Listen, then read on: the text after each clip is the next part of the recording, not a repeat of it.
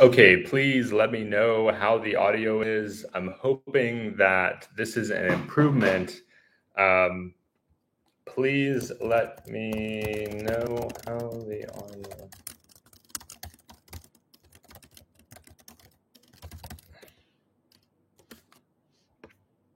Please let me know how the audio sounds. I'm hoping that this is an improvement. I do apologize for the audio issues. This may be a situation where I need to buy an external microphone. This may be a situation where I need to go ahead and pick up an external mic, which I'm happy to do.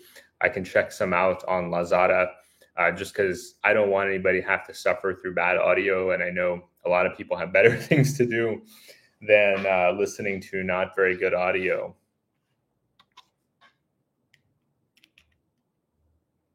Okay, great. Thank you, Michael. I'm wondering if it's my AirPods.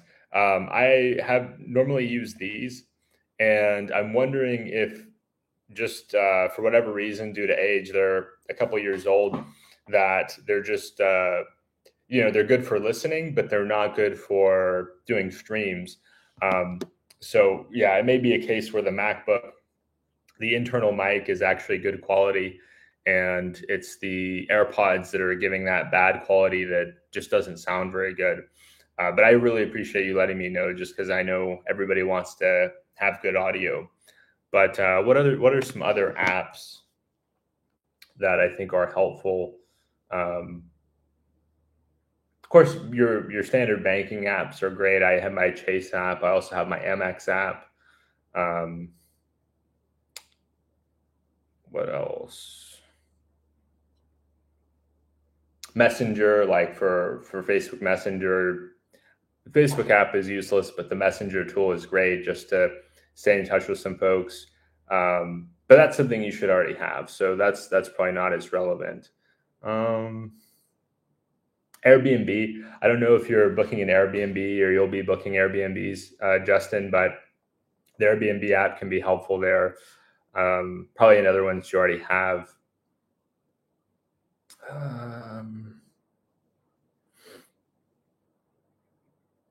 Yeah, that's most of them that I can think of. Grab really covers a lot, to be honest. It depends on which, oh, by the way, depends on which internet service that you want to use. I use AIS in Thailand, and so it might be helpful to download, and I'll just throw it in the chat here, my AIS. AIS is the kind of primo service, not expensive by American standards. I use mine as a hotspot, and I use mine as and for my phone data, and I spend like $35 equivalent for, unlimited usage basically per month. And I found that to be, maybe it's $38. It's pretty reasonable.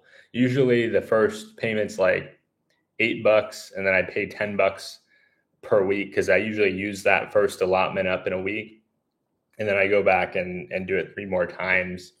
But yeah, my AIS can be helpful. There's also True, and True's fine too. I use AIS just because there's some things that I do that, like streaming, where I'm really concerned about the quality, and they haven't let me down at all.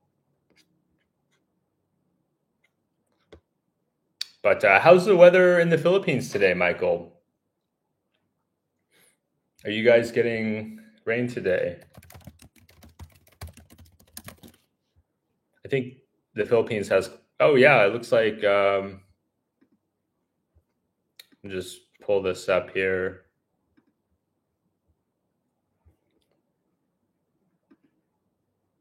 Oh, nice. No rain. That's good to hear. I'm really glad to hear that.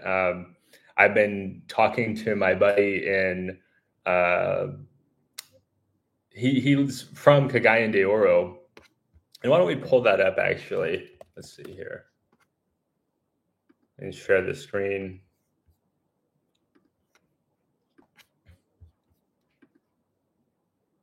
Some yesterday, I see.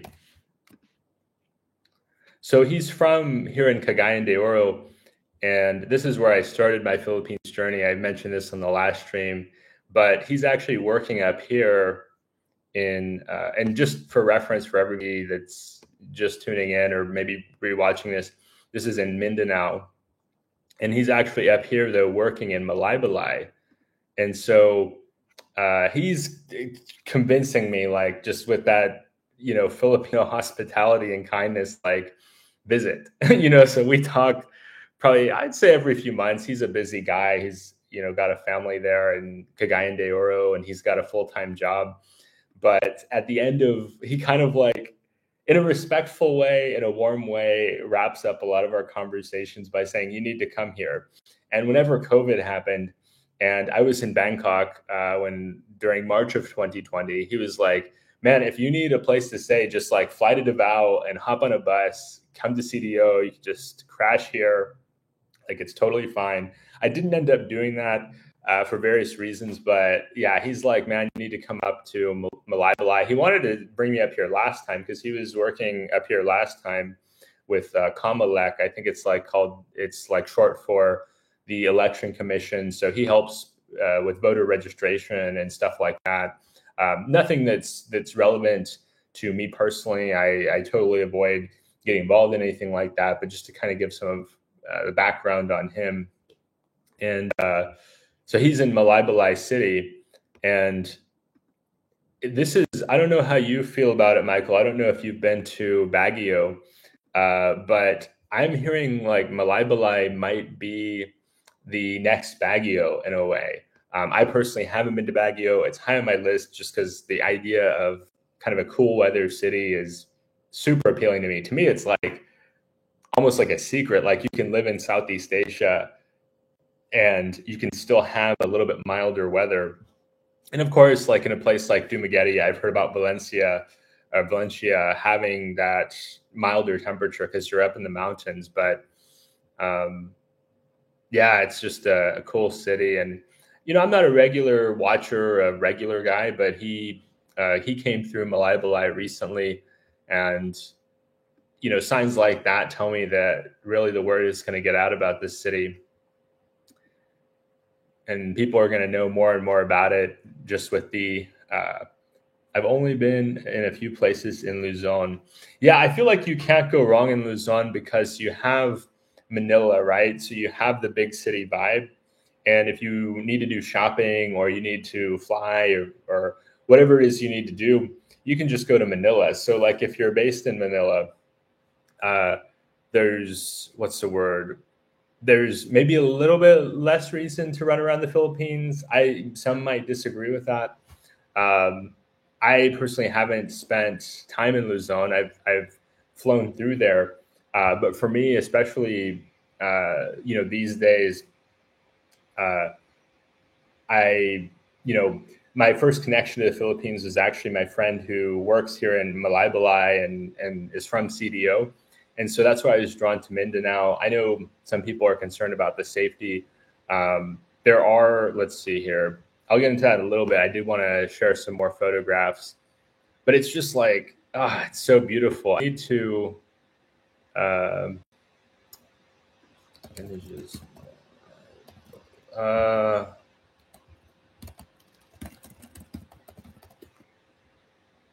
Let me pull up some images of Malaybalay here.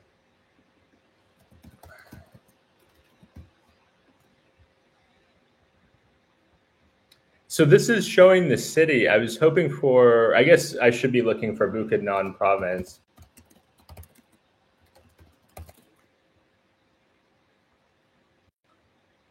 It's not showing the province as much. Why don't I do this? Why don't we pull up and we could pull up the mountain here.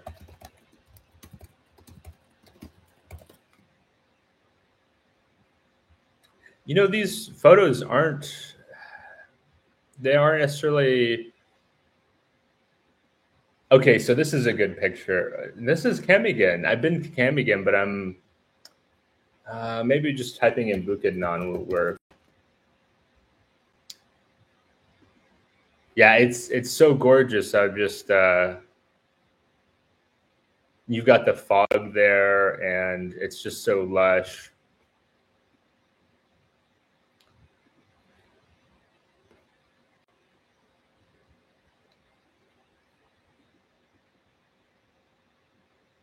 I turn air con down a little bit. It's feeling warm in here.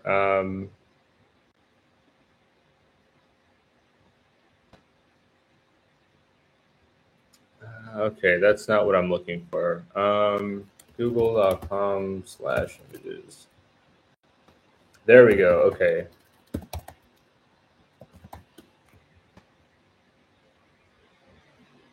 Yeah, so I think this gives a better sense. Like you see in the distance with the rice fields, those look like rice fields.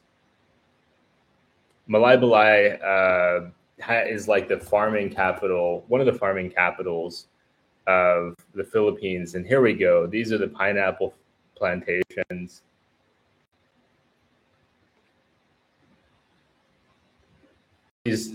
My buddy Zai was telling me that there's like these Dole pineapple plantations here.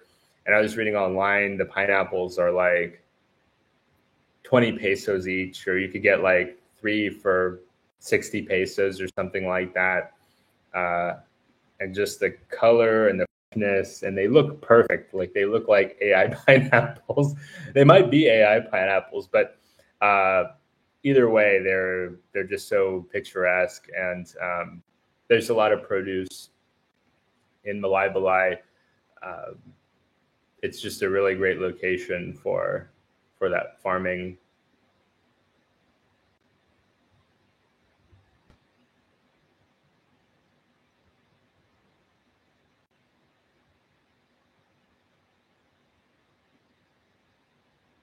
And I also saw in Malaybalay there's like a mushroom farm, and so they have like a restaurant where they serve up. Yeah, this is it. They serve up the mushrooms that they grow in this restaurant.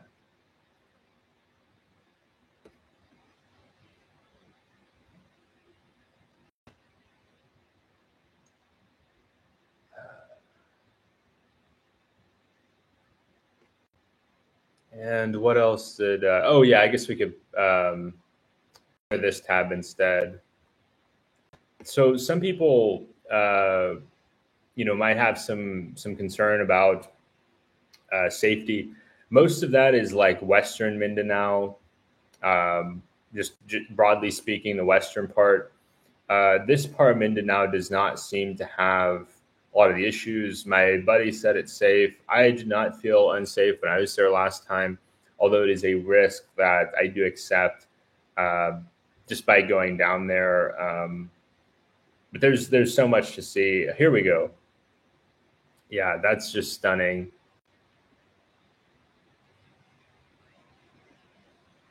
Of course, I'm not that adventurous, so I'm not going to be doing this. I don't like heights. I might do the hike, but I won't be sitting on the edge there.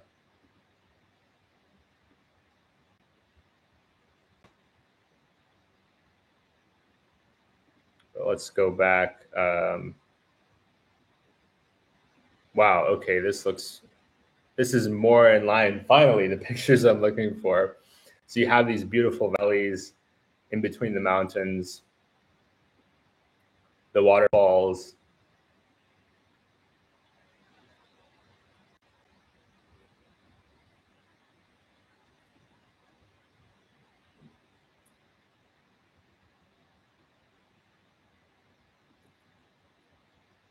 And absolutely, I agree, Michael. Like, there are unsafe areas everywhere in the world. There is no guarantee of, like, oh, just do this and you'll be fine. In every country I've been to, there's unsafe areas. There's also unsafe circumstances. There's also unsafe weather.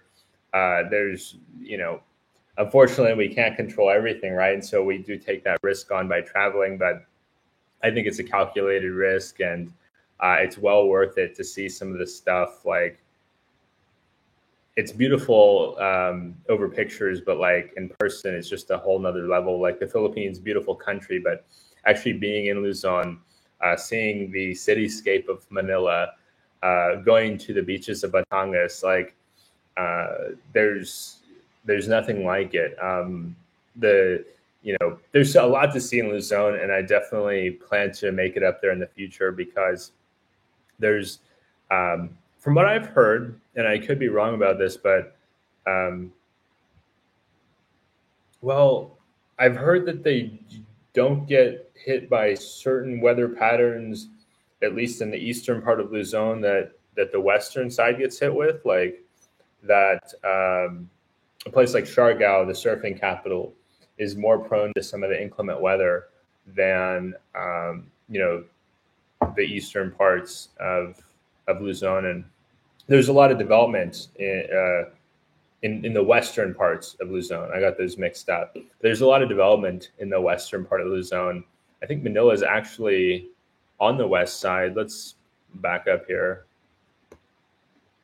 Yeah, so Manila is on the west side here, and is going to probably get buffered by like these islands, and yeah, definitely great location.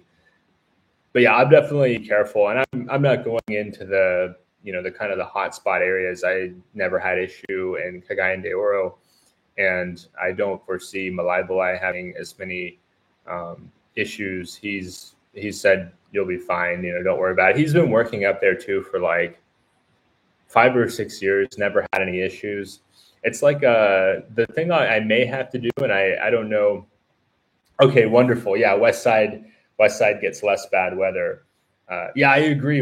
There, it's so beautiful, and I hear a lot of great things about Batangas. I was talking to a Filipina maybe maybe 6 months ago, and her family is from Batangas, and she recommended Batangas. She said it's really nice, and um, it's supposed to be like we can check that out too after we uh, check out a little bit more. So what else did I want to share? Um, it's not a big city. I want to say it's like maybe like a couple 100,000 people, maybe like the size of Chattanooga. You can see it here. This is, I'm not sure exactly where this is in the city, but yeah, he said they have lots of fun. I love the flora as well. The plants are just so beautiful with the fog and the uh, the altitude there. Yeah, that's like something out of a movie where you've got the rolling fog in the valleys, and you've got the mountain peaks and the trees, and it looks like something out of. It reminds me a bit of Colorado, a bit more tropical, but yeah, just stunning. Oh, I love it. And of course, the Jollibee, something that everybody has to be familiar with in the Philippines. Beautiful church here.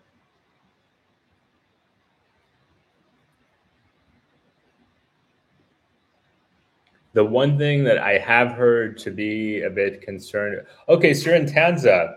Okay, very cool. Very cool.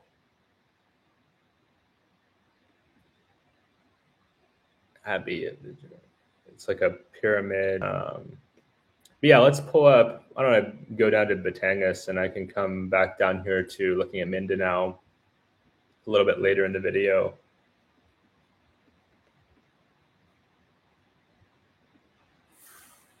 Wow. Okay, I did not realize. I never really looked at the pictures of Batangas, and they're developing a lot there. I could imagine like it's a weekend getaway from Manila. I think it's like what, a couple hours, maybe an hour and a half by bus from Manila. I did some mapping it out, like what would it look like if I were to go to Batangas from just coming from outside the country, and I think I'd need to fly into Manila, and then hopefully they have like a bus service from Ninoy Aquino Airport down to Batangas.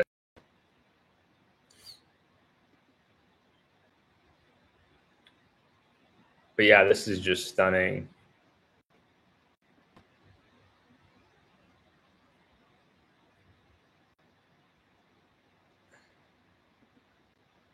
It's like I've never been to Hawaii, but it looks just like a lot of the photos I've seen of Hawaii.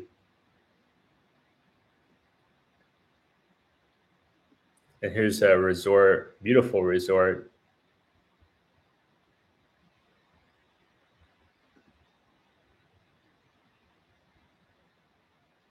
the colors too, like all the red and green roofs.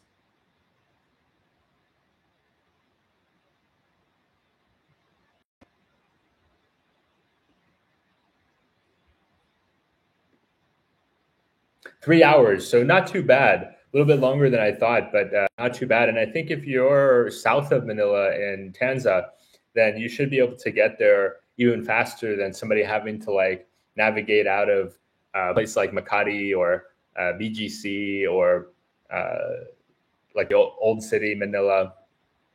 Definitely, I think Manila is one of those mega cities where it's nicer to be a little bit further out, unless you're just like a super city person.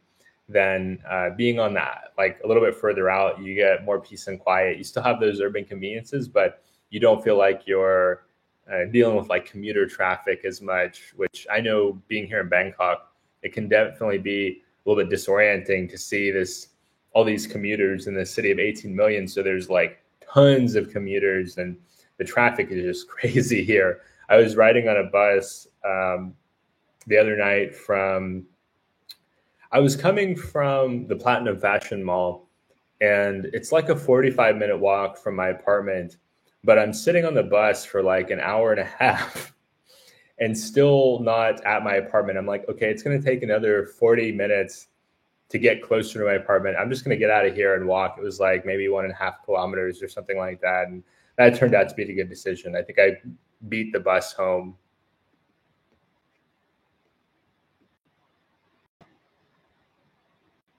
And I love the boats. These are very similar in design to Chemigan, with the kind of, I don't know what you'd call those, sticking off the sides to help with the stability, but it makes for a more comfortable ride for sure.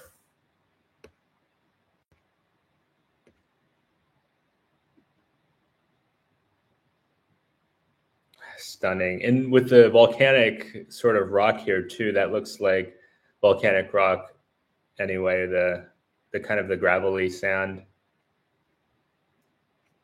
Something I want to see, and it's going to sound sketch, but let's see. Maybe 2 hours for me. Okay, very good, Michael. Depends on traffic, time of day, and whether going by bus or hire a driver. I have a local driver here that I hire, great guy and very affordable.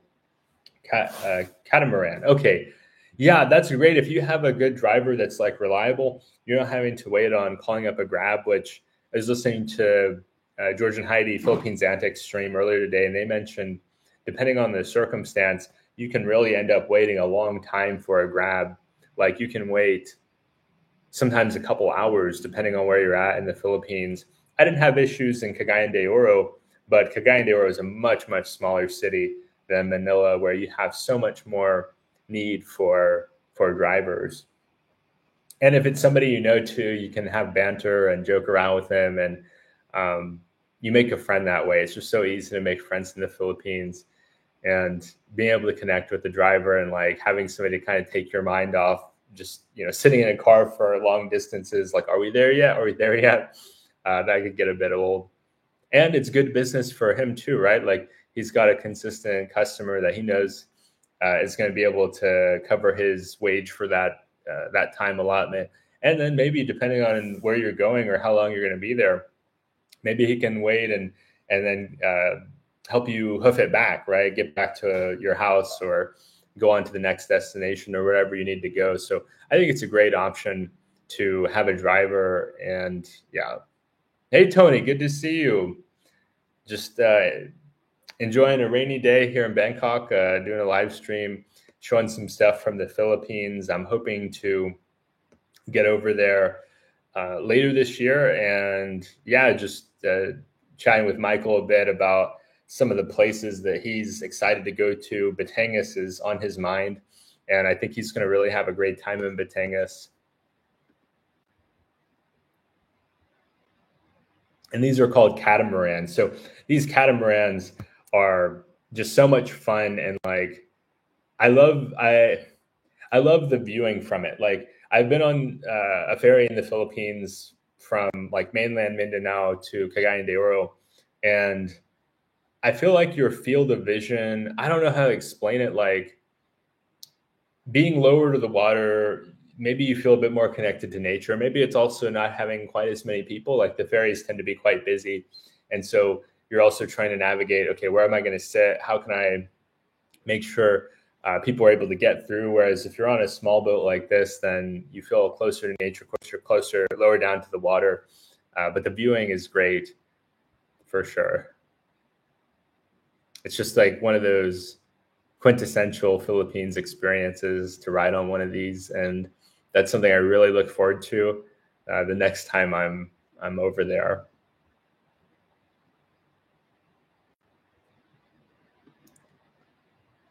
So beautiful.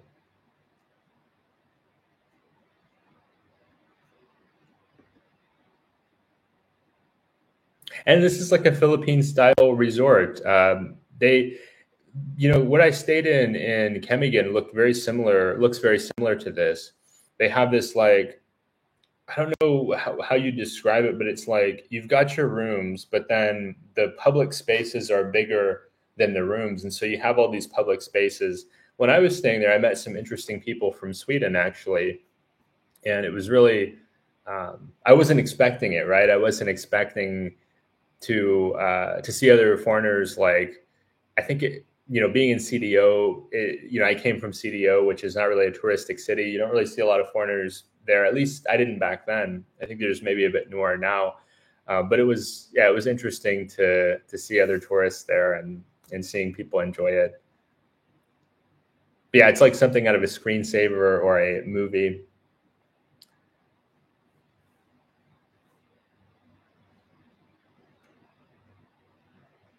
Just watching your newly dropped video on tempering your expectations. Thank you so much, Tony. I'm glad you enjoyed it. Yeah, coming over to this part of the world, my expectations were very low because before I came to this part of the world, I'd always been told everything outside of America is Armageddon. You shouldn't go there. You should stay here. And then I came to Thailand and I was like, oh, this is amazing. Like, this is like, I don't know why more people don't come here. And I'm so glad my buddy Justin has actually made plans. He's going to be coming here in a few months. Unfortunately, by then, I think I will be headed out from Thailand. I'll likely be elsewhere by that point. But yeah, and then,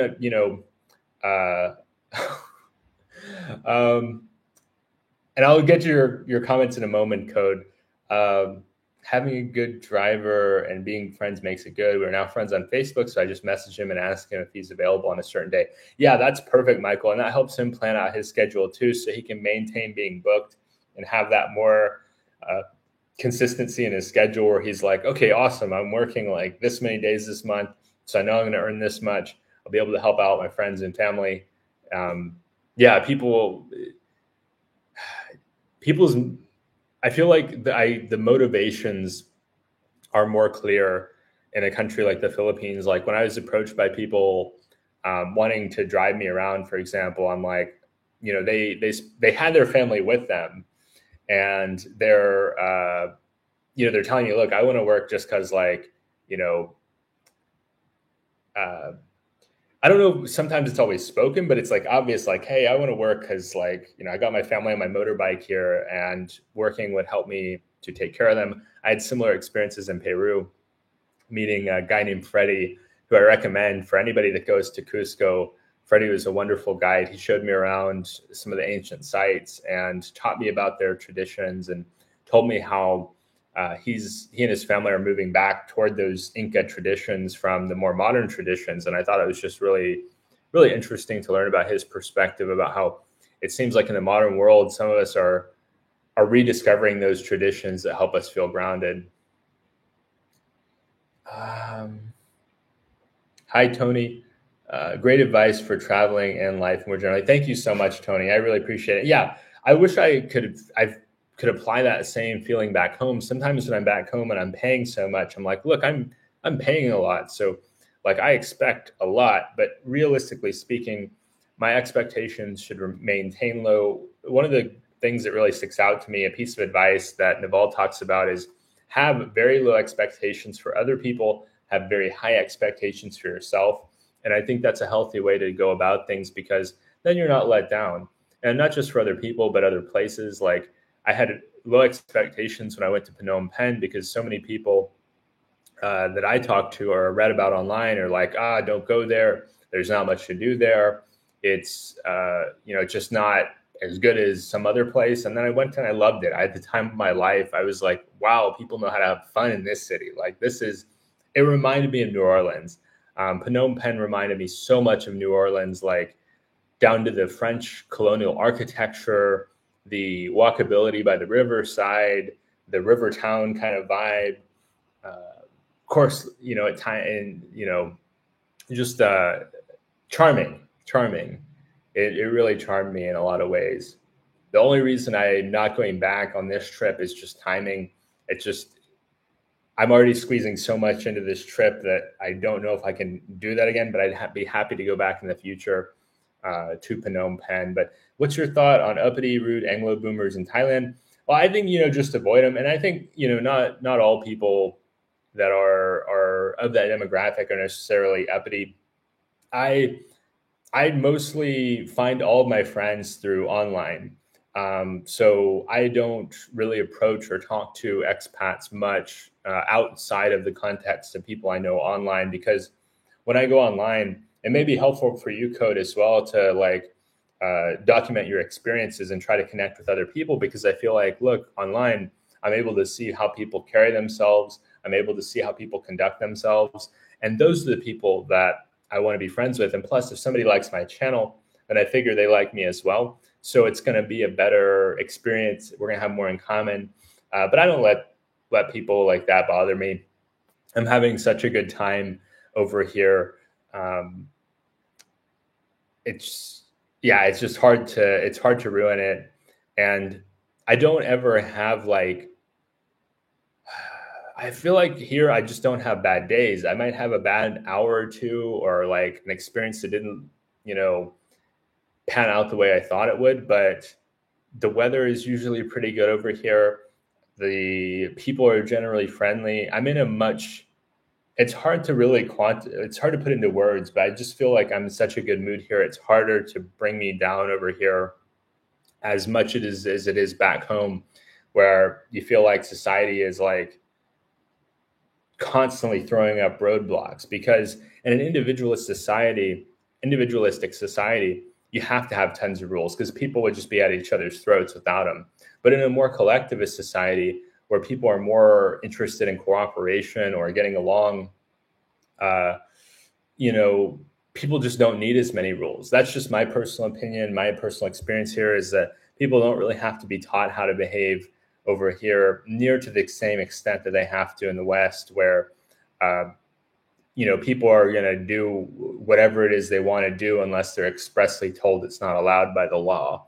And even then, many people do break the law. Whereas here, it's like, the behavior just seems to be better overall on average. Am I going to say everything's perfect? Not at all. But that's just been my experience. I have meeting expectations for life is a good practice, kind of Buddhist. Yeah, Tony, I think that's a good point too. Just like, you don't want to have such low expectations that it's condescending or dismissive or rude. Like, I think that's the other side of having low expectations, is if they're too low, then I don't know, maybe it could turn into cynicism a little bit. So kind of that middle road is a good way to approach things. Code, with other expats in Thailand is one of the most visited countries in the world. Pre-COVID, Bangkok was the most visited city in the world. And Thailand has an interest in having a healthy tourism industry. I think that Thailand will continue to get tons and tons of tourists because it's wonderful. Like, they want you to come here and have a good time. Part of what I do is I select where I want to go in Thailand to avoid some of that tourism. Do I think that there are wonderful touristic parts of Thailand? Absolutely. But where I have an issue, and some people will say, oh, it's a hipster attitude to not go to a tourism place. I don't feel that way at all. I think there's a lot of really cool touristic parts of Thailand. And what I struggle with is where an area has a super transient population. So being in certain parts of any country where people are constantly coming in and out like a yo-yo, I struggle with that because you have people that are not as interested in building community, right? Like if I'm coming for just a week, do I really care to get to know people? Do I really have time to build up being a regular at certain establishments? Do I have time to get to know my neighbors? Not really. I'm coming in to have a good time. So I think these countries will always be popular for short-term visitors. It's going to be harder for long-term visitors to afford it until they get to more retirement age. So a lot of the subscribers that I have are more like in their 50s and their 60s. Well, it's kind of a split. So a lot of the guys living in Southeast Asia are more in their 50s and 60s because they've had that time to build up investments. They've had lengthy careers. They put in their time, they put in their work, and they're enjoying the rewards. So there's a lot of guys that, like me, that can afford to come vacation here, but we're not at a point where we could live here long term. And so the cost over the long term is going to naturally disqualify a lot of people because these countries are getting more expensive. There is some level of inflation. And not only that, but to actually have an enjoyable life is not necessarily cheap. To exist is cheaper than in the West. But if you want to have a driver you can call up, if you want to have a steak occasionally or have a seafood dinner occasionally, if you want to visit a different part of the island, that adds on top of your rent cost, your electric cost, your basically cost of life is not quite the same as your cost of living. And I think they're going to be more popular too because it's a combination. There's push factors and there's pull factors. People are getting pushed out of the West because the civilization is not doing very good. People are also being pulled over here because when they're sitting at home after work trying to figure out where they want to go on vacation or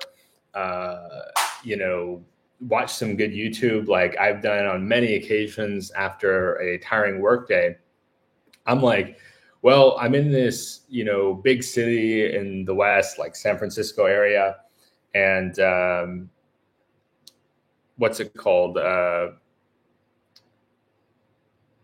want to see what all is out there. And, you hear about the Philippines. Of course, I'd be happy to share more about it.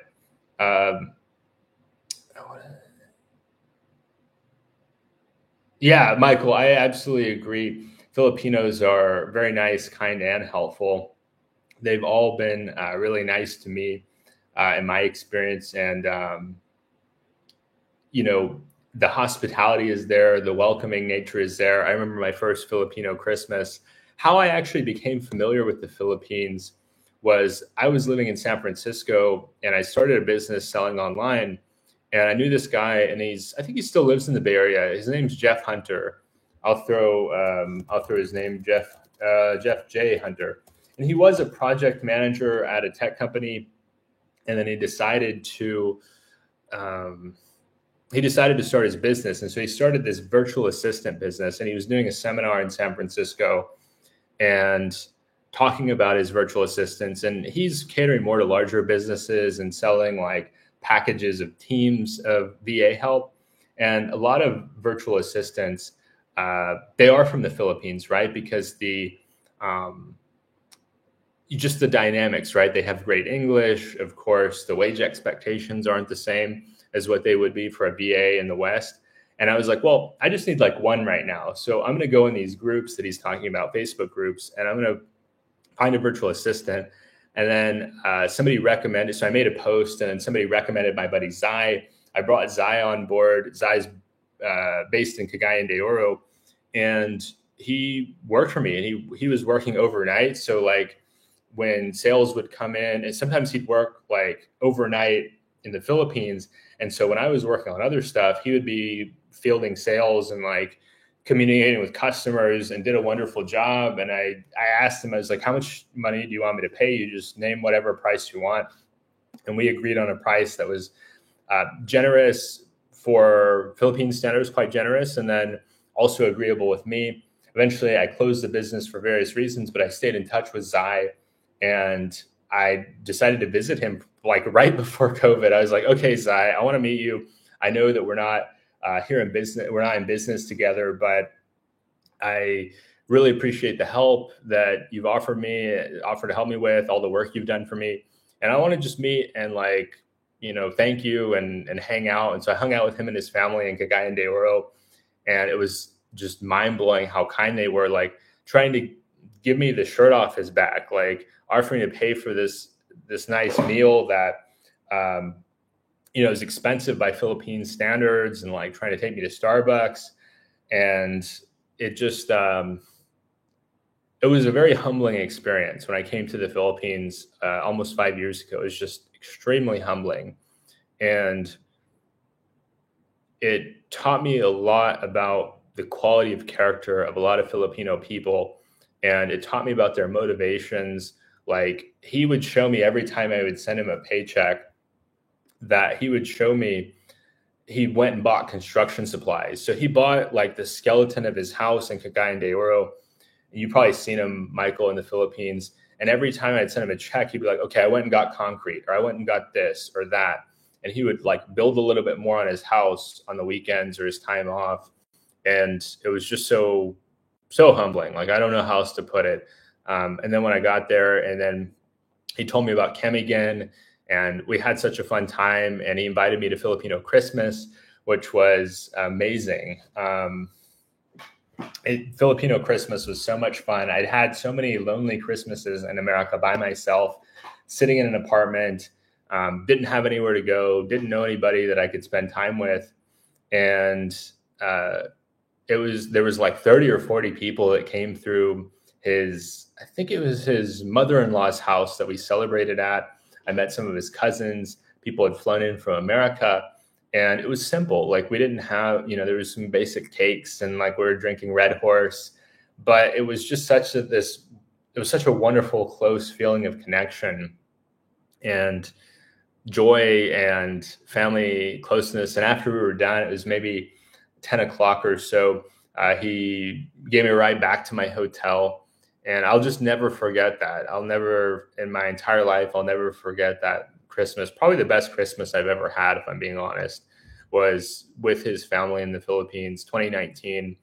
And I had no idea COVID was coming around the corner, but that really solidified my love for the country and my love for the people. But I've got to push back, Code. So a few things. I've got a lot to say about why I disagree respectfully. First off, a lot of Americans have smaller families. A lot of Americans don't have kids. So a lot of people my age don't have children. I don't have children. And children are something that does tie people to a place. Like, I look at the people I went to high school with, very few of them have kids. Very, very few of them have kids. Even the people that could afford to have kids are like, nah, I don't really want to do that. And so when you don't have kids, you have more free time and you have more flexibility of schedule, and you can travel a lot more. You can save and invest a lot more. You have this freedom that, unfortunately, especially, and more so in the West, because in the West, it's different than a place like the Philippines, where in the Philippines, you got your extended family to help out with childcare. You got the Philippines is much more geared toward people raising families. But in the West, it's not. Like, I had a buddy that has a bunch of kids in the US. He's a rare exception. And he said part of what makes it so difficult is that because so few people do this, then you don't have economies of scale. So diapers are super expensive. Baby food is super expensive.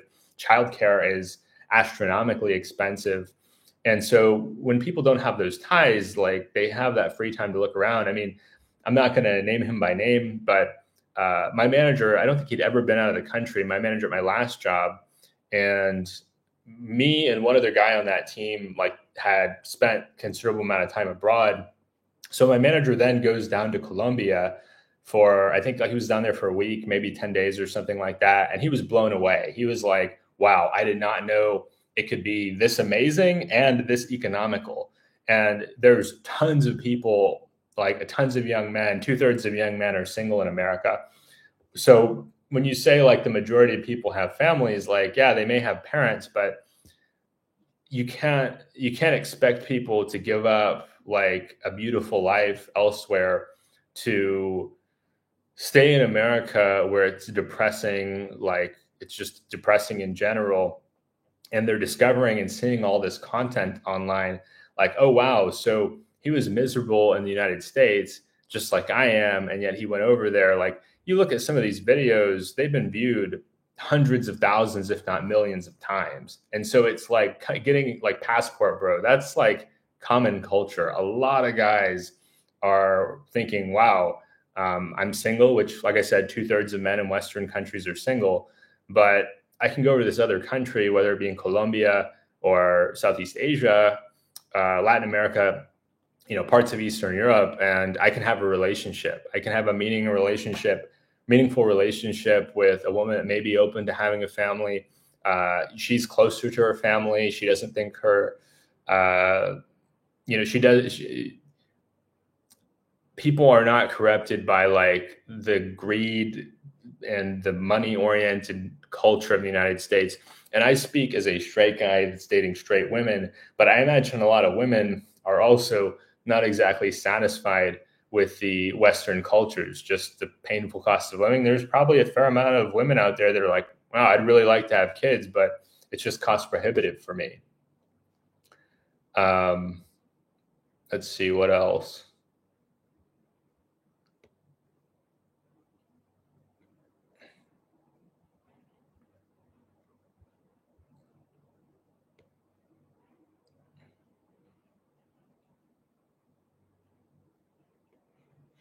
Yeah, congrats, Code. If you've been over here for 6 years, like definitely congrats to you. You figured out things way before I did. I've spent maybe like a year and a half total in this part of the world. So, nowhere near 6 years, but I've loved every minute of it. America does feel like prison. I mean, it's wage dependency. If you lose your job, you're very quickly SOL. And so when I got laid off, I bought a one-way ticket to Thailand like 12 hours later because I knew like I'm going to start hemorrhaging money like very quickly. I'd rather go over there while the industry is not doing too good. And that was a great decision. I've been so glad with my decision to come over here. I spent a fraction of the money I would have spent in the US, and I'm far happier.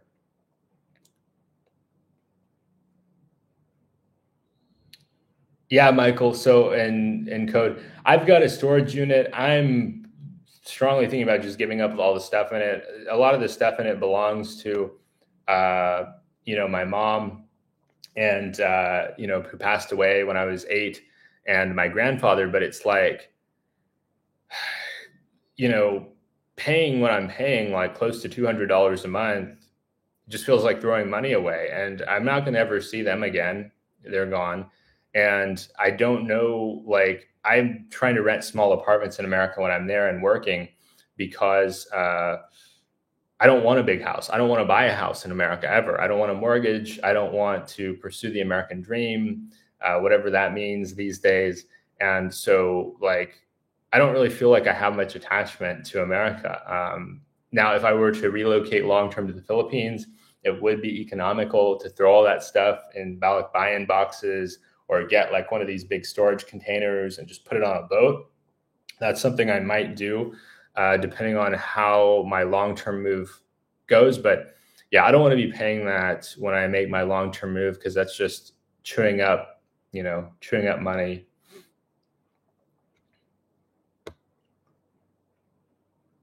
Wow. Oh, nice. You sold all your stuff. Yeah, I need to sell a lot of that junk or throw it away or give away a lot of it away because it. Let's see. Yeah, if you can't sell something, give it to charity. That's a good idea, Michael. That is a really good idea. And plus, Michael, like if you're happy, you can always go back. Manila's like 12-hour flight to the West Coast, and then you can fly a few more hours from there. So this idea that you're like on another planet, not the case at all. You can definitely go back and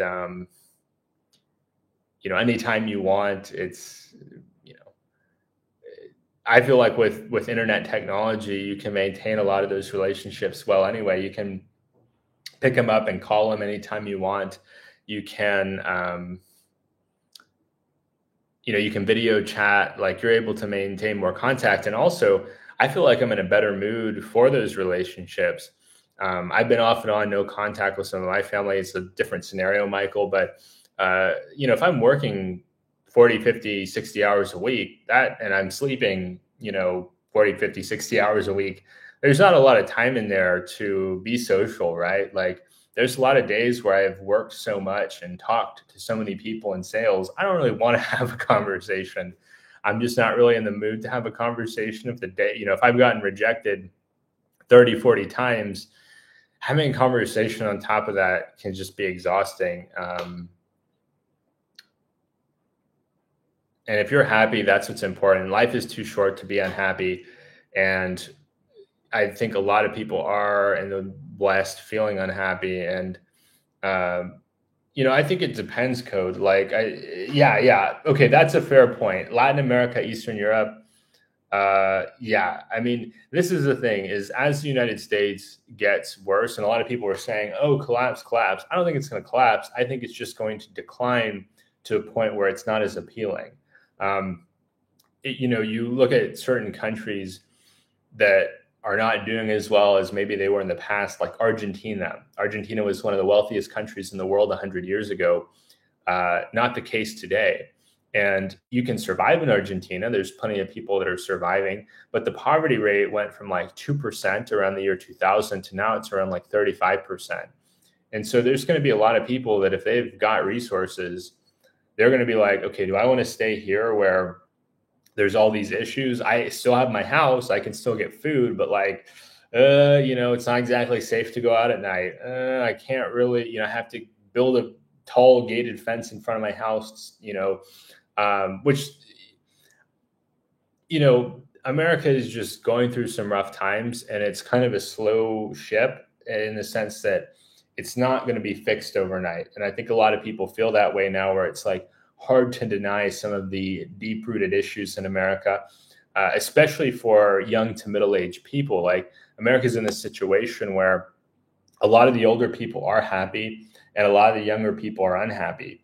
And a lot of the young people being unhappy, like, a lot of them work really hard. A lot of young people work really hard at their jobs. And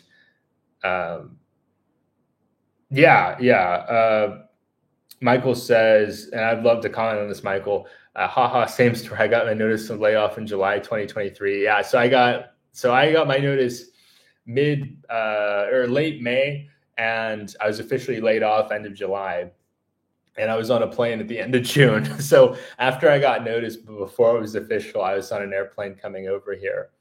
Had to stick around then because of severance, pay obligations until September 25th. Okay, for sure. Yeah, that's the thing is like people look at it like just salary versus like material goods. In America, can you live in a nice house and drive a nice car? Absolutely. But, living in a nice house and driving a nice car don't necessarily make people happy. Having safe shelter, yeah, but safe shelter, when that comes to mind, I don't assume that means big house. When I think of reliable transportation, that doesn't necessarily mean owning a nice car, right? That can mean living in the house that your significant other owns and having a driver that can take you around. So one, you still have shelter. Michael, I've seen part of where you live. Looks like a lovely place. But two, you also have transportation. So it's like, can I really say, oh, because Michael does not live in the United States and drive a brand new pickup truck every day, he's living in this terrible condition? No, not at all. I don't think so at all. I think, the big house in the West and the fancy automobile loan are handcuffs. They're, and a lot of what people have in the West are golden handcuffs to where they're kind of tied through these material objects and more specifically living above their means that they don't have any free time, right? So they have all this stuff, but they don't have time to enjoy any of it. That was what I noticed when I was working full-time in the US is like, yeah, I'm making money, but like I'm so tired on the weekend and I've got chores to do that I don't ever really get to enjoy it.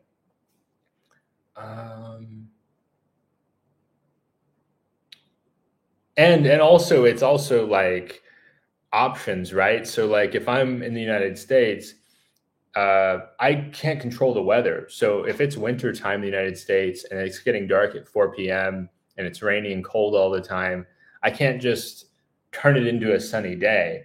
I can't, if I'm in the southern US and it's like 100 degrees plus humidity, I can't, and I've got to go to work. I can't just dress in shorts and a t-shirt. Like I've still got to dress in work appropriate attire.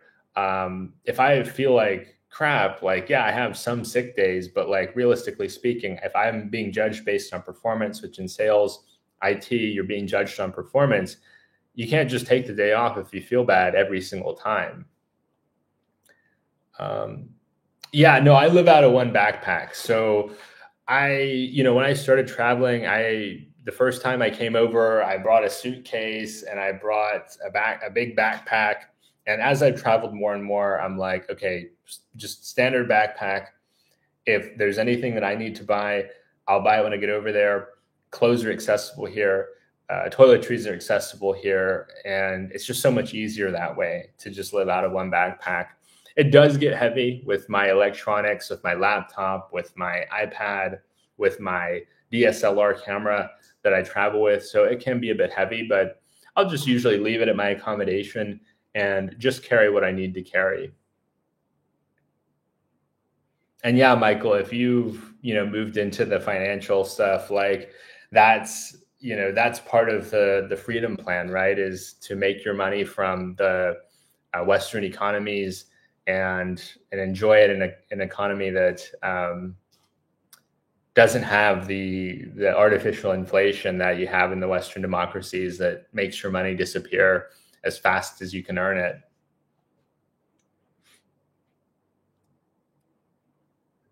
I need to get into Upwork. Code, I would really appreciate it if you could share more about Upwork, because Upwork could be like a ticket for me to not have to go back, because I don't really want to go back, to be honest. I'm not I'm in a midpoint where I'm part of the way to where I need to be financially to never go back, but I'm not quite there. But the amount of money I have, I safely have. Sales is a big one. I got partway through to a computer science degree. I got to junior level computer science education.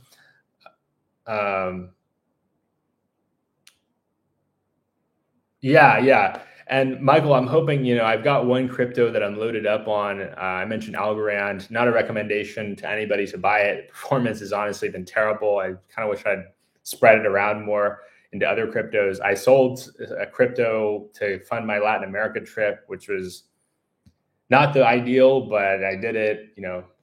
That's what happened there. But let's see. Yeah. Okay. So when you came over, you just brought a school backpack. That's a good call code.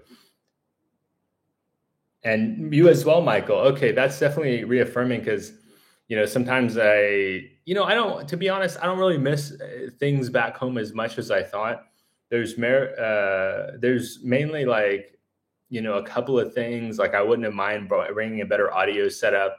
I have like a nice microphone back home that plugs into like this interface, and that would have been nice for interviews or that kind of thing. For you do copywriting and marketing, social media manager work. You can earn 10, 15, 20 an hour, depending on your skill set. Upwork clients are looking for value and scrape the bottom of the barrel. That does make sense, just because they are on there hunting for a deal. And of course, we're hunting on there to have that geo arbitrage, right? To be able to do the work, but not pay those crazy Western prices. Thank you. Yeah, I definitely want to learn more, about it, and wouldn't mind exchanging communications with you at some point, just to learn more about what you do. I'm not asking to like copy what you do. I've got my own skill set that I'd want to apply there. But yeah, I think part of me is just nervous about it, right? Nervous, but No, American minimum wage is not 17 per hour.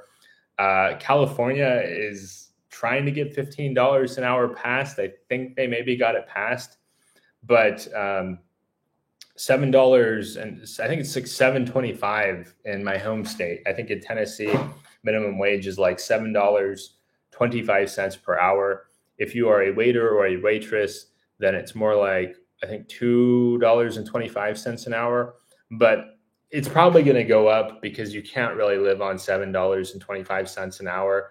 Maybe if you're like living in your car and like parking behind your, you know, parking in a restaurant parking lot, or like, living in a van or something like that, maybe you could make it work if you don't move around a lot, but you can't really live very well on that. My friend, look into the Grayscale Trusts, LTCN, and BCHG for this crypto run. They can potentially outperform the underlying coins by a lot due to premium. Yeah, that makes a lot of sense because a lot of people, they're afraid to buy individual crypto. They don't know how to store it properly. They're concerned about security. And so those ETFs give that kind of, give that exposure, and with potentially a reduction in risk perception. And so it could be more popular for institutional investors who wouldn't want to be trying to store Bitcoin, but like want exposure to it. So that's a decent idea, Michael. Once again, not financial advice, but that's definitely intriguing to me. Where I live, minimum wage is $1 per hour. So making 15 to 20 an hour is good. No, so Code, it's not 7.25 an hour plus tips. So the minimum wage for waiters and waitresses is $2.25 an hour plus tip. Now, I think that if your tips don't hit that 7.25 an hour threshold, the restaurant has to make up the difference, but I'm not certain on that. And yeah, they can definitely make good money on tip, especially with food inflation. I mean, if it's people are tipping based on a percentage, they should be getting 15 to 20% of of the total cost of the bill, as long as they're doing a good job. I was on your Discord, but nobody was chatting, so I left. Yeah, Discord is kind of slow. I haven't really activated it in the same way that I would like to. It's something that, I think it could become more relevant as the channel grows. I started it when I had maybe 200 subscribers. And so we'll see, it's interesting. And I'm just not exactly sure how to utilize it properly.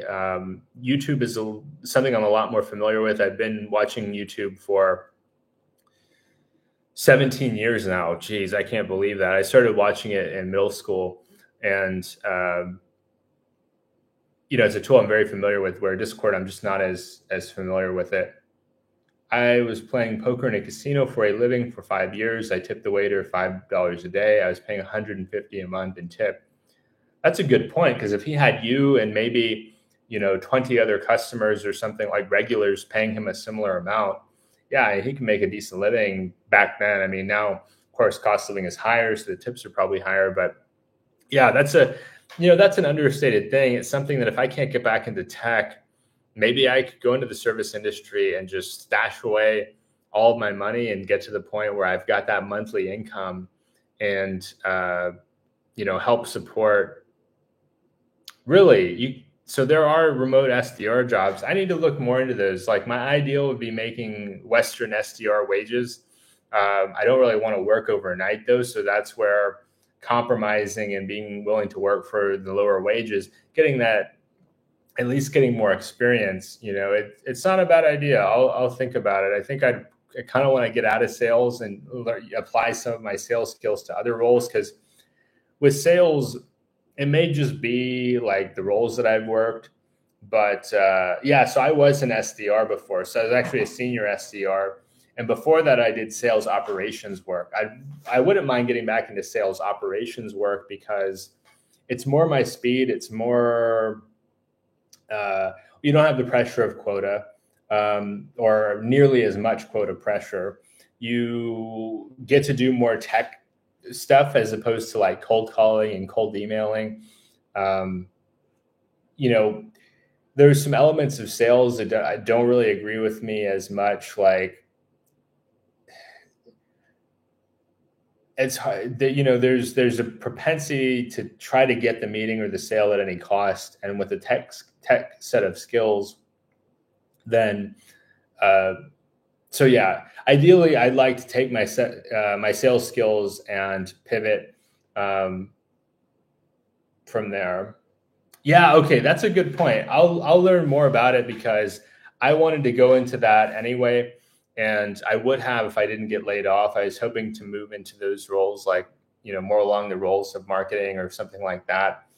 And yeah, being a sales manager, I mean, that you're not beholden to a quota. You are, beholden to team performance, but you don't have that quota like hanging over your neck. Like, um, I don't know. I struggled with a quota. I know that's a common like thought process when it comes to sales, but um, sales can feel like a "what have you done for me lately" type of a job, which is fair. I know the compensation is high, so the expectations are high, but yeah.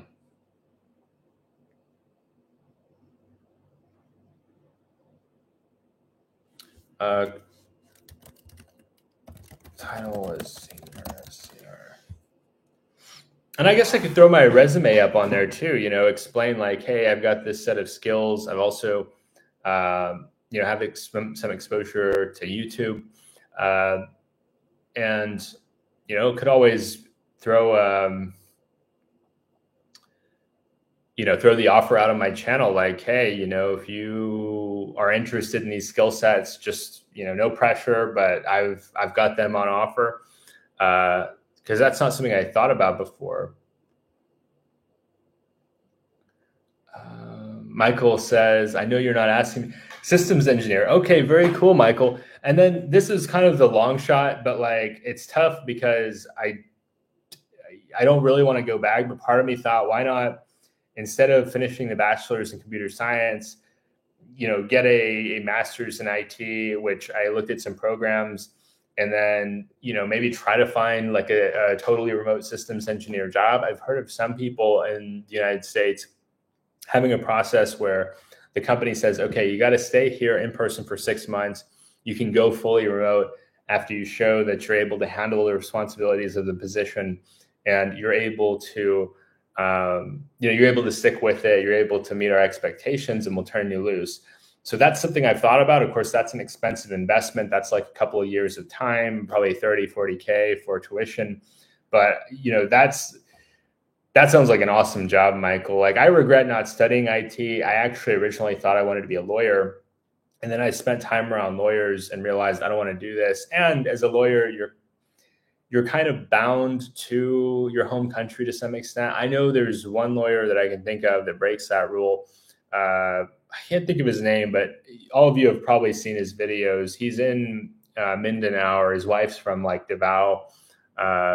Dr. Lawai or something like that.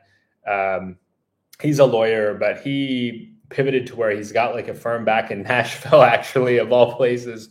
He's got his like business in Nashville, but he works remote. So he has somebody, I think, in Nashville, another lawyer that does court appearances, handles like admin work and that kind of thing.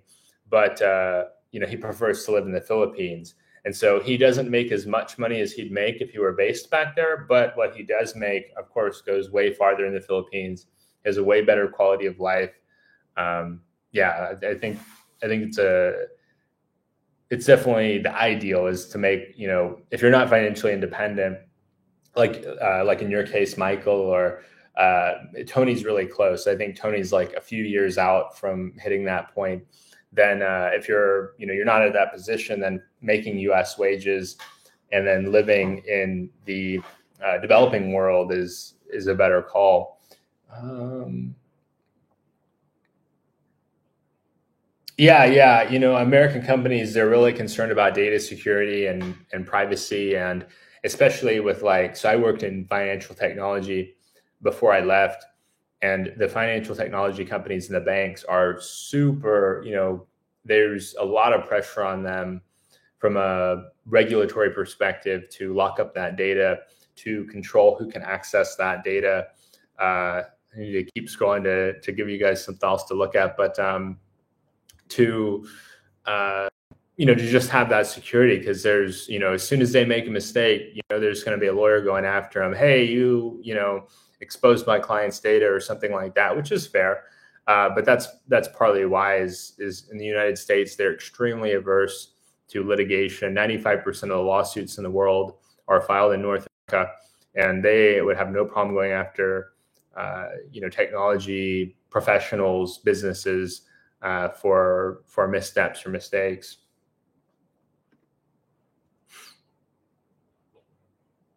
But yeah, Batangas looks beautiful, and I think you're gonna have a wonderful time, Michael. And I look forward to hearing about it. Um, hearing about your experience. I love how the water is not too deep there. Like, you see, they're maybe a little bit above their knees, and they're just enjoying that tropical paradise.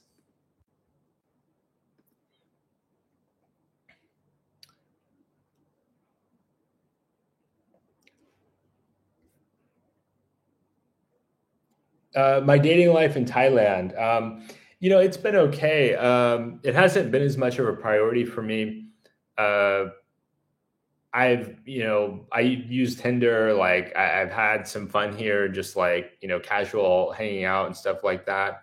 Nothing serious, because, I don't, I'm not like wanting to rush into getting married, and getting married is one of the only ways you can really stay long term in Thailand. The other ways would be, for somebody under retirement age, would be the elite visa, and I'm not really interested in making that kind of commitment. Now I'd be more open to it because I've spent a year in Thailand, but with the visa process in Thailand, I don't want to be in a situation where, like, I tie my relationship into my visa at this point, because I'm still learning a lot. I'm still early on. I still have been figuring out, is this right for me or is it not right for me, right? Because I wasn't sure, like, hey, if this doesn't work out, I go back home, go back to work and all that. But if I like it, I've got to, like, I got to have the research, like, and the understanding in mind to make this a thing in the long term.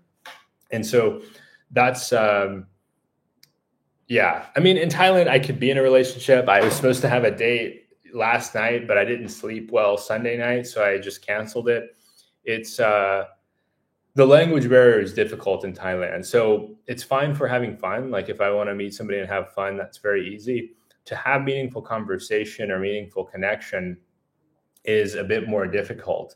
It's just a bit more difficult when you can't have that same depth of conversation.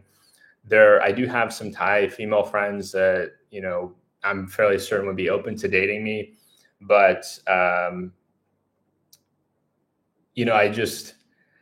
don't know. Like, when I went to the Philippines, I dated a bit there, and I don't know if it's the culture, like, they're heavily influenced by American culture. Philippines is a former American colony.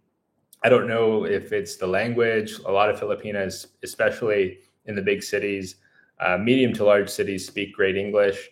But I felt this special kind of connection to them. Like, in Thailand, sometimes it feels very carnal if I, like, be a bit brash about it. It feels a bit like more physical oriented, like, hey, I think you're attractive, you think I'm attractive, let's have fun.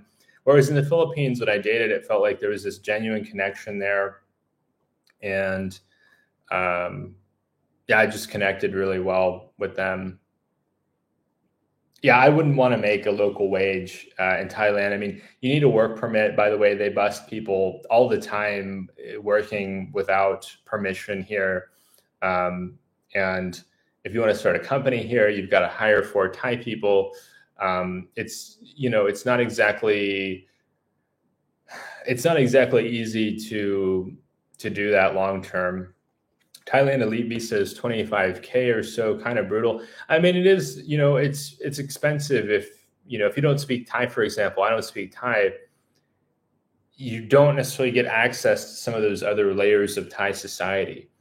You can't really connect as deeply as you can in a place where you have the same language and a similar culture. Like, I talk to Filipinos about basketball.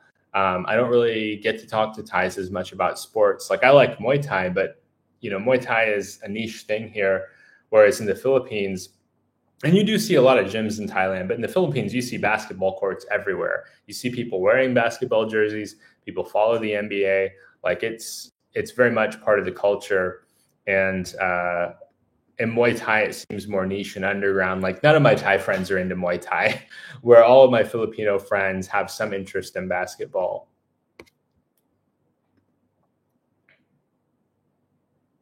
Hey, sounds good. Take care, Michael. I'll see you later. I hope you have a wonderful day and a very successful, fruitful day as well. If you don't mind country hopping, you can live 3 months in Japan, 3 months in South Korea, 3 months in Thailand with that sweet Western passport.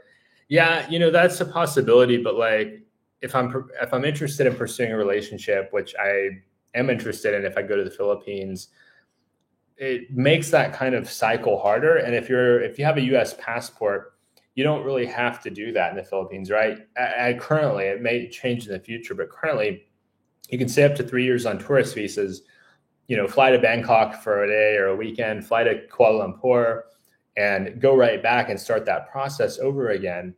Where if I was in a relationship with a Filipina, I don't think it'd be fair to them to be like, hey, I'm dipping out to Japan or here or there.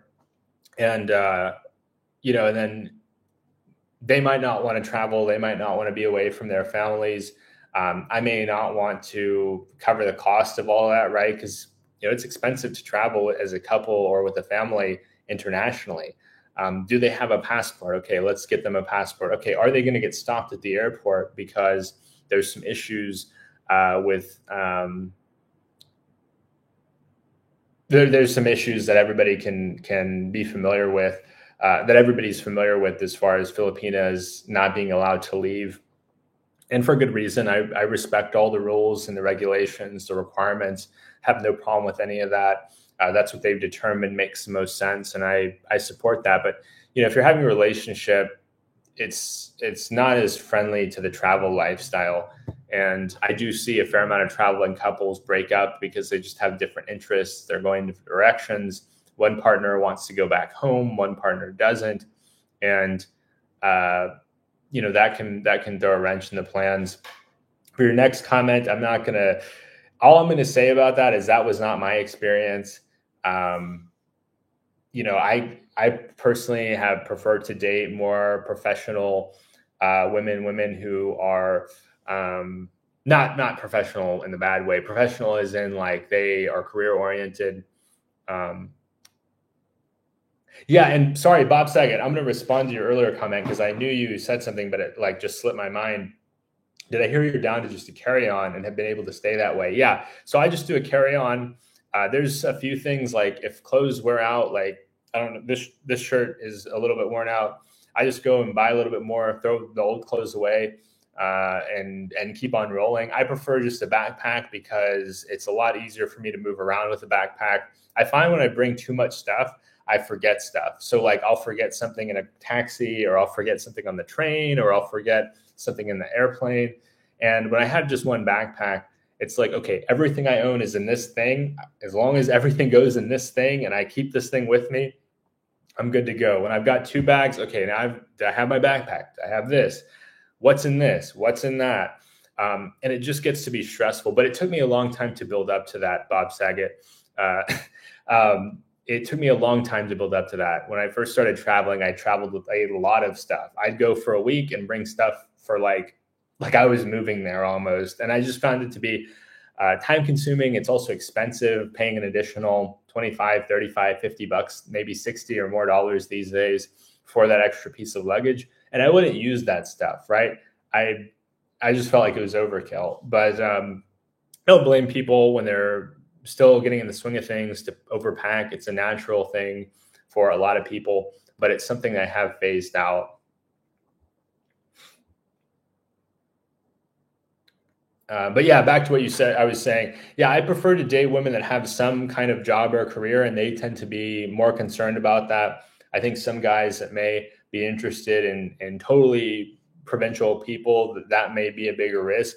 I struggled to relate to those totally provincial people. I'm not here to dump on them. I'm not here to talk down about them. Country people can be wonderful, but as far as shared experience goes, I think it's important if you have a relationship to have some amount of shared experience. And I found that when I was dating more career-minded women, then we had more shared experience, like both of us having gone to college, both of us having worked with a lot of English speakers, and so we're able to converse at a higher pace. We're exposed to certain jokes that maybe somebody who hasn't grown up in a larger city is not familiar with. I found the best connection to be with women living in cities in the Philippines from like, say, 1 to 3 million people. So like Cagayan de Oro, Cebu. We just have more in common. We've been exposed to international culture, international cuisine, international entertainment. There's a lot of movie theaters in Cebu. And so, yeah, that's just where I would struggle. I don't down the guys that want to date a woman, a more country woman, but I feel like I'd kind of run out of some stuff to talk about faster than if I was dating a woman that has more in common with me. Not opposed to it either. If I meet a nice woman that's lived totally provincial and we hit it off and things go well, that sounds great too. Georgia. I've heard about Georgia. Georgia is 1-year visa for Western passport holders, no fee. Yeah, that's definitely appealing. Where I would struggle with Georgia is the cold winters. Like that's something that, I'd be a little bit put off by. But I've heard a lot of popular things about it from digital nomads. It's somewhere I'll go eventually. In fact, depending on the circumstances, whenever I go back to America, I'm not sure when that will be, but depending on the circumstances, then, I wouldn't mind stopping through Georgia, stop through there for like a week, maybe a few weeks and check it out. I'd be looking at Tbilisi. I even looked at buying a condo in Batumi before the circumstances happened recently, the conflict. I had looked at condos in Batumi, but everybody was saying they're overbuilt. There's too many of them. But that turned out I probably should have scooped one up because they were like, you could get condos in Batumi for like 20, 30K. And yeah, you can stay in the Philippines for years without a problem. I mean, it's wonderful for Americans who they want to make it their long term. They want to visit for a long time. And, that's a bit more challenging in Thailand because in Thailand, I have the education. I've got to do extensions every 3 months. I didn't do my 90-day reporting last time, so there's an extra $60. You don't even have to make the visa runs to immigration if you hire an agency. So if you hire like JRC is a really popular one, all the Dumaguete bloggers talk about Malaybalay, and I don't want to down through Sumilao and Manolo Fortis to Cagayan de Oro City, then I can just hire JRC and I can just stay up here. I guess I mail it to them. I'm not exactly sure how that works, but they do all the work. So they handle it. I think you pay them. I just talked to JRC today. They were like 1,000 pesos and that's our fee and we'll handle the extension for you. But that could be nice because I'm going to have to sort out when I land here, getting the immediately extending the visa because you get 30 days on arrival. But if you want to get your extension, you have to send in your passport. You have to do some stuff. You can do it at the Manila airport, but I'm not sure that I'll land in Manila. I may be landing in like Cebu or in Davao where I don't have that airport service. And so that's where I'll need to do it a little bit differently. That would be amazing if I landed in Manila. I think it's on the 3rd floor and you can go down there and pay, I think it's 2,000 pesos, like $35 equivalent, something like that, about $35. And they extend it. So now you've got 60 days and that will give you a bit of a runway to sort out your next extensions and, getting your, I heard they stopped doing 6-month extensions. So you may have to do it 2 months at a time, but that's what I'm looking at after Vietnam. And I'm tempted to skip Vietnam. So I go back and forth on Vietnam because Vietnam is where I'd like to go after Thailand. It's a short flight. I've never been there before. It's one of 2 countries left in Southeast Asia that I would consider living in long-term or staying for a long time that I haven't been to, right? So I haven't been to Laos, but I don't ever really see myself living there. Haven't been to Myanmar, not a good decision right now. Haven't been to Brunei, but it's a very small country that, as far as I know, doesn't have very many expats. So Indonesia and Vietnam are the two that I have left. And Vietnam, a lot of my friends have recommended it to me. A lot of my traveling friends are like, you got to go to Vietnam, do the ride. I'm not doing the ride. That's a bit of a big commitment for me. The idea of landing in Hanoi or landing in Ho Chi Minh City and taking a motorbike all the way up. But yeah, Vietnam is supposed to be awesome. It's in the Sinosphere, so it's got a lot more interest. It's got a lot more influence from China. And so it's quite different from Thailand. That's much more influenced by India. Thailand is much more influenced by India.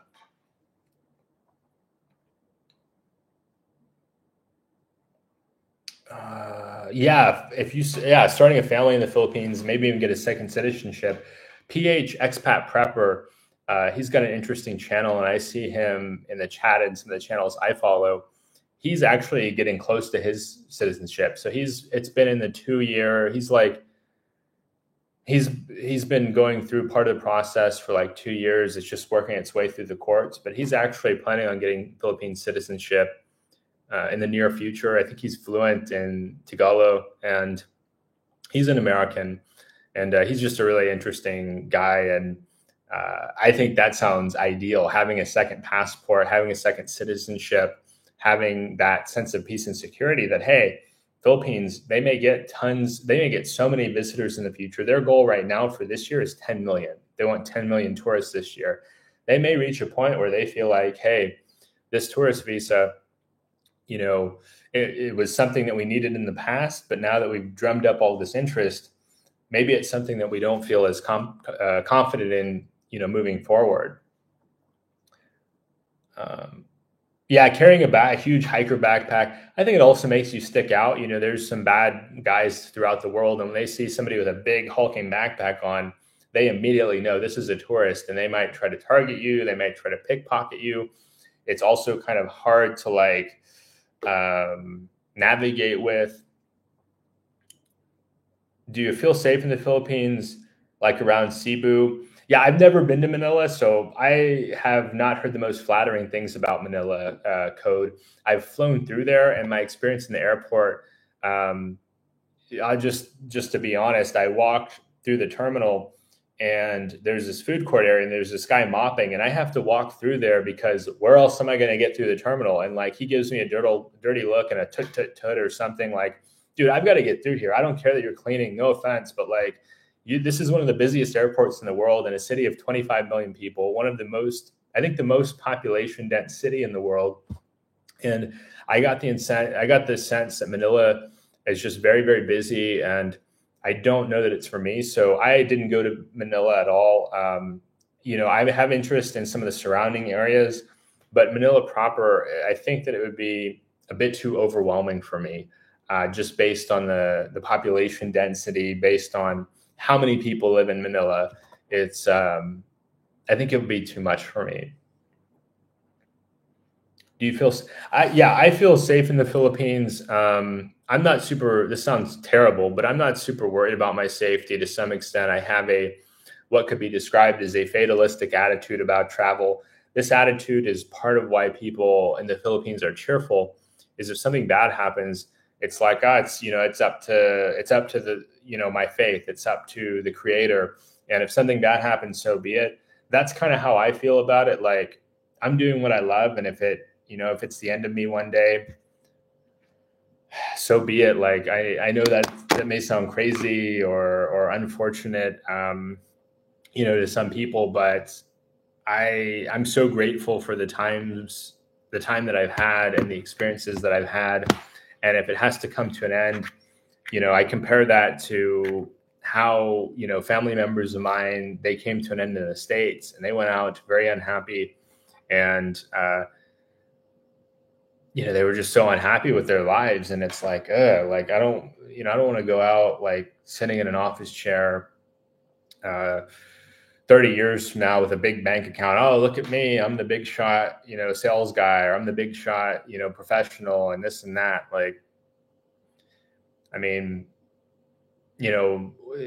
When my dad was a kid in India, I was researching because I didn't really know him, but the average life expectancy for a young man in India at that time was like 30 years old.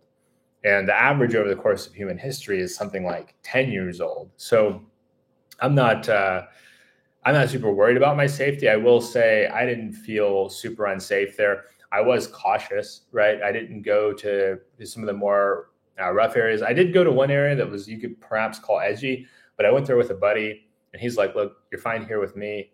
You might not want to come down here late at night, which is something I don't really do anyway. I'm more of an indoor cat in some ways. Like I like to live outside, but I like to live outside during the day when I can see well, when I can get a sense of the area before I get into it. And I'm cautious. I try to research. And plus, a lot of the rough areas, from my experience around the world, they don't have a lot of businesses. And so if an area doesn't really have a lot of businesses, then it doesn't make a lot of sense for me to frequent it. So I do my best. If something happens, something happens. But I'm not a drinker, and I think that helps a lot. Like I just, I'm not in scenarios where I'm around a lot of dangerous people. I'm inside after dark almost every night in a lot of places. Thailand is an exception, but most places I go, I'm so active during the day, lifting weights, exercising, walking a lot. Yeah. And you said I might not like Vietnam. Yeah, if it's not walkable, that's a downer because I like to walk around a lot. I like to, get that exercise. I like to stretch my legs and see life from that angle. Like, oh wow, I can stop and look at this beautiful tree, or I can stop and examine this building. And I've heard that in Vietnam they ride on the sidewalks, and so if you are somebody that you want to walk on the sidewalk, you have to be aware that there could be people coming down the sidewalk, and they have the right of way because they got the bigger vehicle than your legs. And that's the thing. So that's one of those things. I'm a bit of a foodie, and I love Vietnamese food. I used to eat Vietnamese food all the time in America, and I'd like to try it in person. Like I love banh mi, I love pho, and having it in person, like in the real thing, would be amazing. Being able to try the Vietnamese coffee, I'm not really a coffee drinker anymore, but I'd make an exception in Vietnam, at least for a little bit. So the cuisine is a real big appeal to me for Vietnam, is being able to try some of those dishes I've eaten a lot in America. But yeah, and I think too.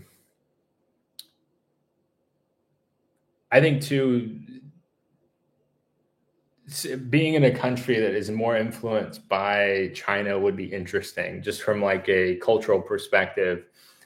Quite different from these countries that are influenced by India.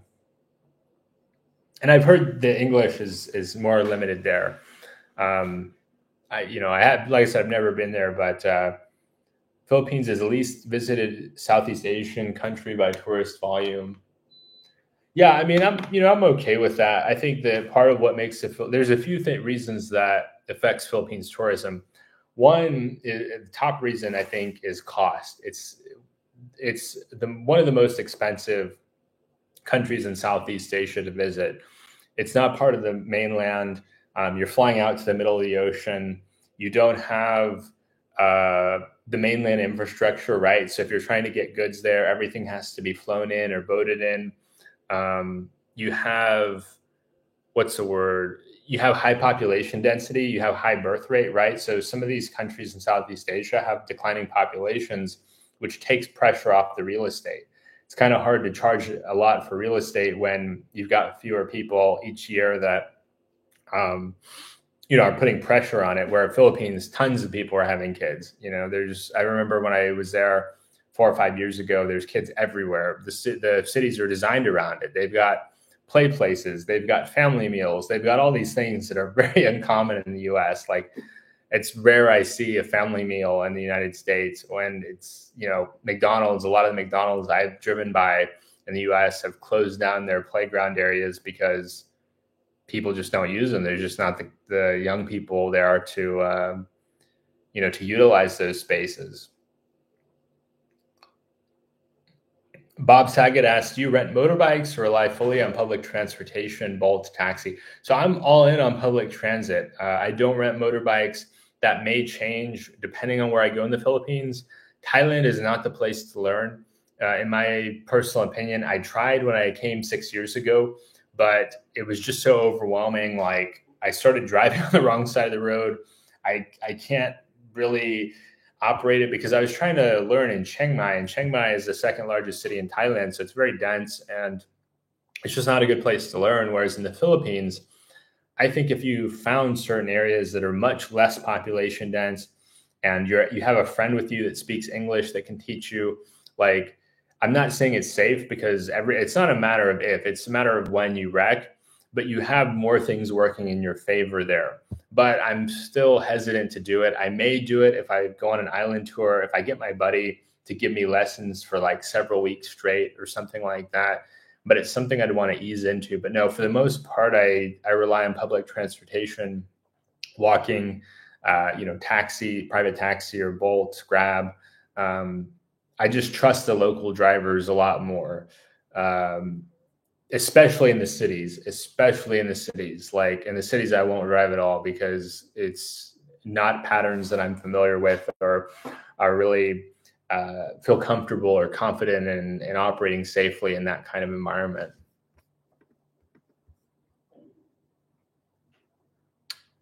Code seems like the expats or old boomers looking to live there. Yeah, I mean, I visited there because I was curious in the hiring the virtual assistant, and then I saw pictures of it, and I was like, this is like the most beautiful country I've ever seen, and I still stand by that as far as natural beauty, and what I personally experienced, and it may have been an age thing too. When I went to the Philippines, I was like 27, and so I was at an age, and even now, but especially back then, where I could fully feel like I could fully enjoy it. I was shocked. Like I'll pull up Camigan again, but yeah, I came to Camigan, and when I visited there, I'm like, I can't believe this place is real. Like I can't believe we're on Earth right now. It's just so perfect, and there's nobody here, and you feel like I don't know, like you won the lottery. You're like that's how I felt when I came to Camigan. I'm like, there's 75,000 people on this big island, and it's just stunning. Like it's just so beautiful and peaceful, and to me, it reminded me of the Far Cry video game series. The people were super friendly too, very cheap. Like back then, now it's a little bit harder. Back then, I was paying like $10 a night for hotels on this island. I couldn't believe that. I'm like $10 a night, like, and they're Filipino style resorts, so they're called resorts. They're not exactly what a Western person might conceptualize of a resort, but yeah, it's just so stunning.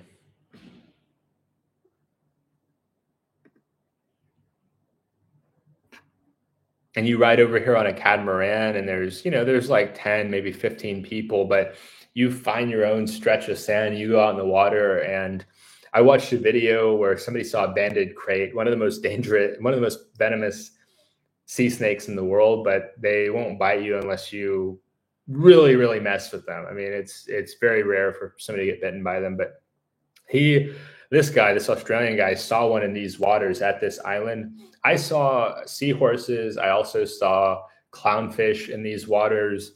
I wish I had the proper camera equipment back then, which if I go back here, I'll bring that stuff with me. But it's just totally stunning. So, back to reasons why the Philippines doesn't get as much visitors. So expense, right? It's more expensive than Thailand, more expensive than Vietnam, more expensive than Malaysia. Like Malaysia can offset some of their costs because they're in the oil and gas business, which brings down transportation costs. And so that's part of it. It's, you're not connected to the mainland. So if you come to the Philippines, you're not going to just get on a bus and go from Bangkok to Phnom Penh or Phnom Penh to Saigon. You're also, I would say also, like, Filipinos, like, the country hasn't focused as much on tourism as like Thailand, where Thailand, after the Vietnam War, went full on in tourism. Like, you look at the development in Pattaya over the last 30, 40 years, it's incredible. Like, they've transformed into this, in many ways, a world-class destination. I feel like in the Philippines, they're starting to understand how much demand there is for a place like that. Like, my buddy said, "Oh yeah, it's beautiful." He didn't tell me this is the most beautiful place that you will see in your life. Like, he was humble about it. And he's from not very far from here. His mom is from Dumaguete. Like, I'm like, you're living in this beautiful place, and yet you have so much humility about it. Not to say other countries aren't humble as well, but the humility in the Philippines is especially pronounced. The people, they have so much to be proud of, but yet they have this sense of humility. And I think that's part of it. But now the internet's gotten a hold of the Philippines, and people are seeing, like, world class, what I call world class beaches, and beautiful water that's like perfect temperature. It's not cold like California. You don't get, even in LA. I've tried to swim on the beach in LA. It was cold, not here. And the water is pristine. It's clear. It's not over touristed. At least, where I was at was not over touristed. I saw coral. I felt comfortable navigating in the water, being able to get a little bit further away from the beach, and yet still be within eyesight of it. I didn't experience any crazy currents. I want to do more research just to be careful about that. But I didn't, here I didn't feel in danger.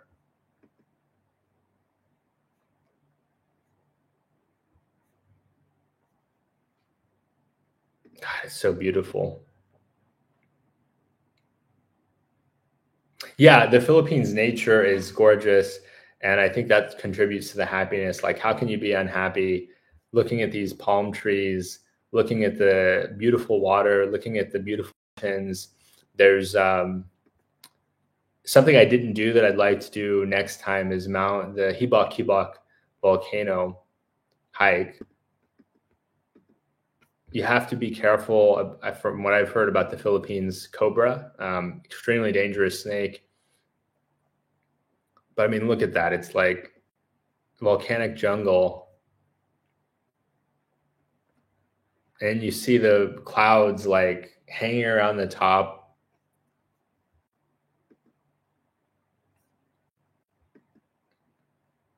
The colors, like, it's just such a vibrant country. Like, a lot of countries in Southeast Asia have beautiful colors. Thailand is gorgeous. Like, it's just this amazing display. But this is also quite beautiful.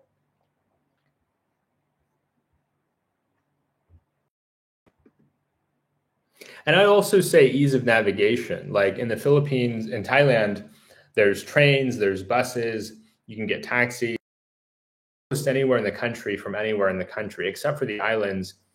The infrastructure is there. Whereas in the Philippines, you can't drive from like Manila to Davao, for example. You're going to have to fly. You can't get from mainland Mindanao to, like, I'll show you, so to come to Camigan, I had to take a bus from here, Cagayan de Oro, come all the way up here, through all these towns. It was like 3 hour shuttle ride to Balinguan. And then I had to take a ferry from Balinguan all the way around here. So it was like, just to go from here to here was like a 7 hour journey. And if you're coming for a week or something like that, I mean, 7 hours, that's like half a day. You can fly there. And I recommend that for people looking to come for a shorter time. But Philippines requires a bigger time investment. But I think it's well worth it. I mean, it's so gorgeous.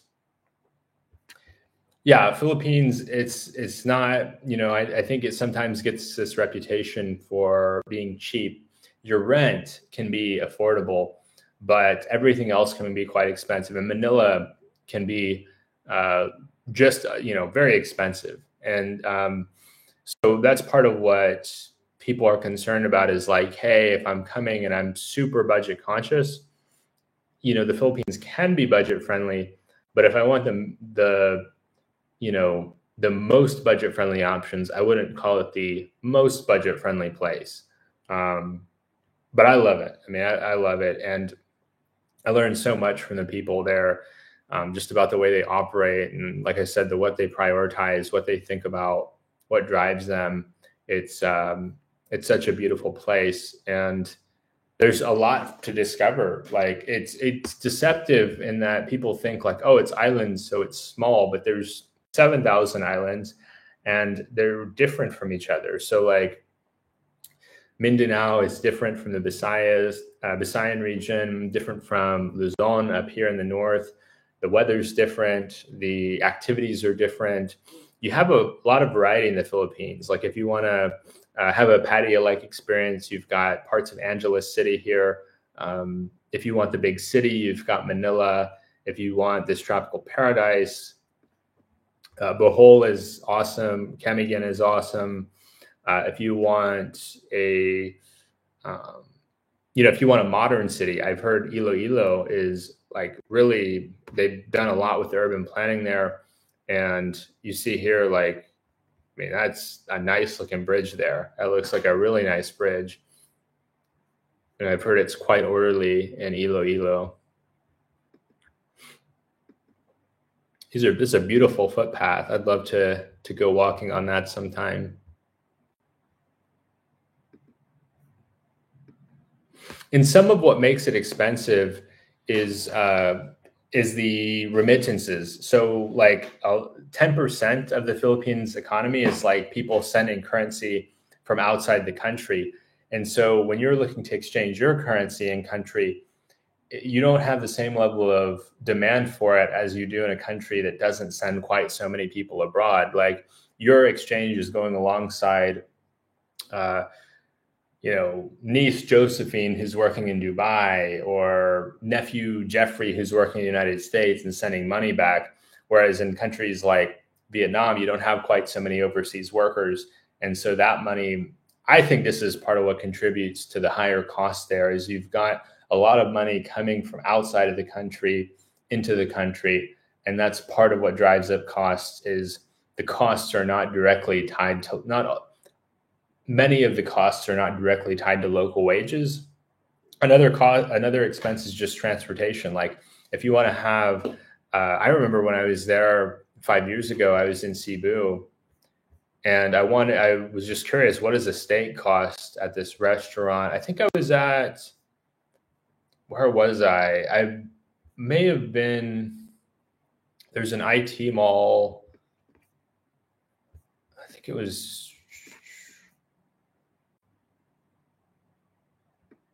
Robinson Cybergate. So I was at this mall, and there was a steak restaurant in here, and it was like, a steak was like $25 equivalent. And I'm like, that's more expensive than what I pay back home. And then you find out, well, they've got to fly this steak from Australia.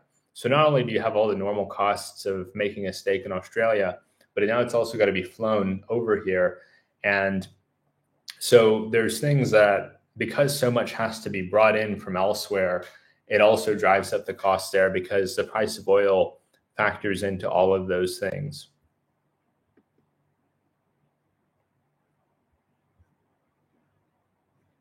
It looks like they've done some updating. It was a nice looking mall back then, but it looks like they've added some more decorations. Maybe it's just a Christmas time thing. What camera do you have now that have? So I'm shooting with a DJI Osmo Action, DJI Osmo Action 4. I'm shooting with the DJI Osmo Action 4. I'd like to, it depends on what my budget money is looking like before I leave Thailand. I'd like to get an Osmo Pocket 3. I used to have a Pocket 2, but I fried it with water. I got wet in my backpack. I had an iced coffee in my backpack. Just the ice from it melted, and it ruined the Osmo Pocket 3. But it'd be nice to be able to get that. And and then maybe like a plastic case or something like that to help be able to shoot underwater with it.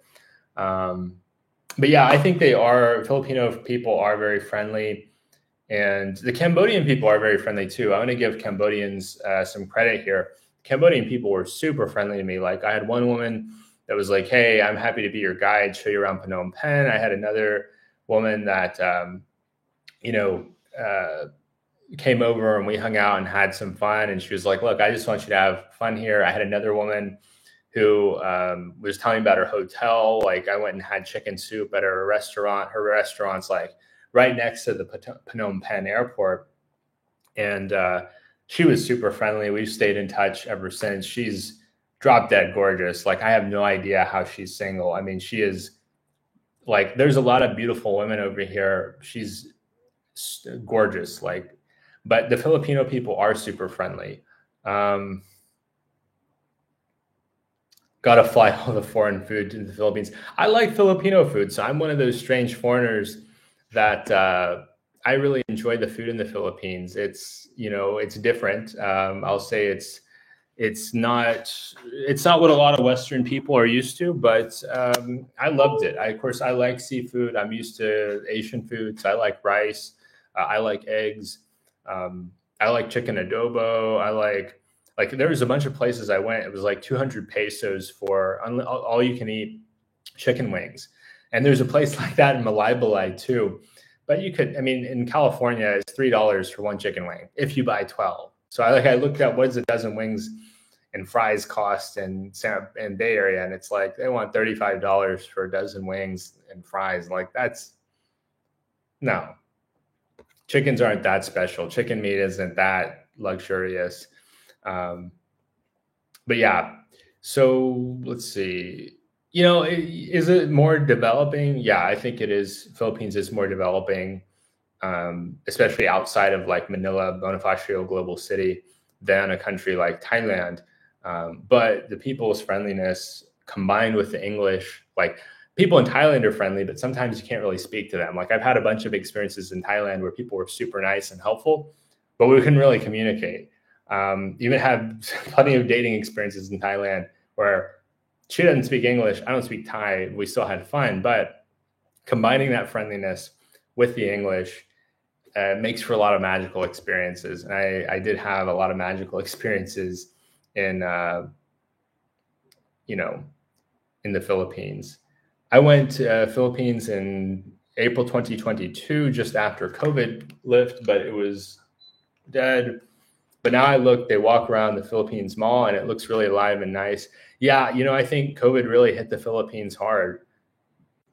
A lot of people left because they weren't sure what when the restrictions would lift. And yeah, and there's also some cool stuff on Mactan. Like, where did I go? I went to this awesome tuna restaurant. Let me see, tuna restaurant.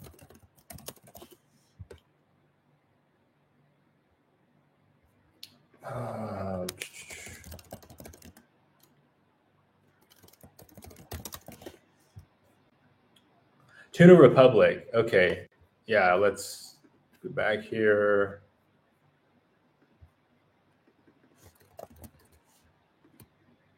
Yeah, I went to this spot and really, really nice spot. This is my, oh no, that's not my picture. Okay. I had this same dish and they've got the tuna. Look at how beautiful that tuna looks with the cucumber and the soy sauce and the calamari. Absolutely delicious. Like, Filipino food, people hate on it, but like I found great stuff to eat over there. Yeah, DJI Pocket is great. I like it. They are a little bit sensitive to water, but it definitely gets a great picture. Takes some lift off of your cell phone from having to do a lot of photography or. Oh wow, I didn't see this. Very cool. And then let's see. Ataris says, "Hey, I just discovered your channel. Love your content. How long have you been in Thailand for?" That's a great question, Ataris. So I actually got here end of June last year. So I'm coming up on 11 months. In about a week, it will have been 11 months in Thailand, and it's been wonderful. I love Thailand. Can't say enough good things about my experience here. I am moving on soon, but not due to any negative reason. I hope to come back to Thailand many more times in the future, but I'm looking to mix it up and do something a little bit different. And so I'm looking at going to Vietnam next. Yeah, $3 for a chicken wing. It is ridiculous. It's hilarious. I mean, it's just so painfully expensive. Maybe it's $2 in the Southeast. So, $2 instead. Chicken ain't that special. Like, I love chicken. It's delicious. It's not worth paying steak prices for because I know it doesn't cost as much to raise a chicken as it does to raise a cow. And it's not like the best chicken you've ever had. Like, it's not like they're getting heritage breed chickens and serving it to you on a silver platter in America. The chicken in the Philippines, I think, is better. They're smaller, but I think that's because they're using less hormones, they're using less GMOs. Somebody pointed out that when they look at the chickens in America, they've been artificially blown up, and that's why they're so XL. Like, that's why they're so big. In the Philippines, chickens are more modest, but they're more natural, and the flavor is better. So yeah, I prefer to have the chicken and I can reflect those wings in the Philippines were pretty freaking awesome. So, and if it's all you can eat, you could sit there and eat like 2 dozen. People are nice, but yeah, that's what I'm trying to figure out next. Is I'm probably going to land. Great to hear. Atara says, great to hear. Do you have any female expat friends? My girl and I are headed to Bangkok to teach English. Do you know of much of the female expat perspective living in Bangkok? I'm a female as well. I'll be honest with you, Ataris, I'm not as familiar with the female perspective. In Chiang Mai, there's quite a few. I'm more familiar with their experience in Chiang Mai. When I first came to Chiang Mai 6 years ago, there was a group of girls that my buddy was friends with, and they loved it up there. Like they loved it up there.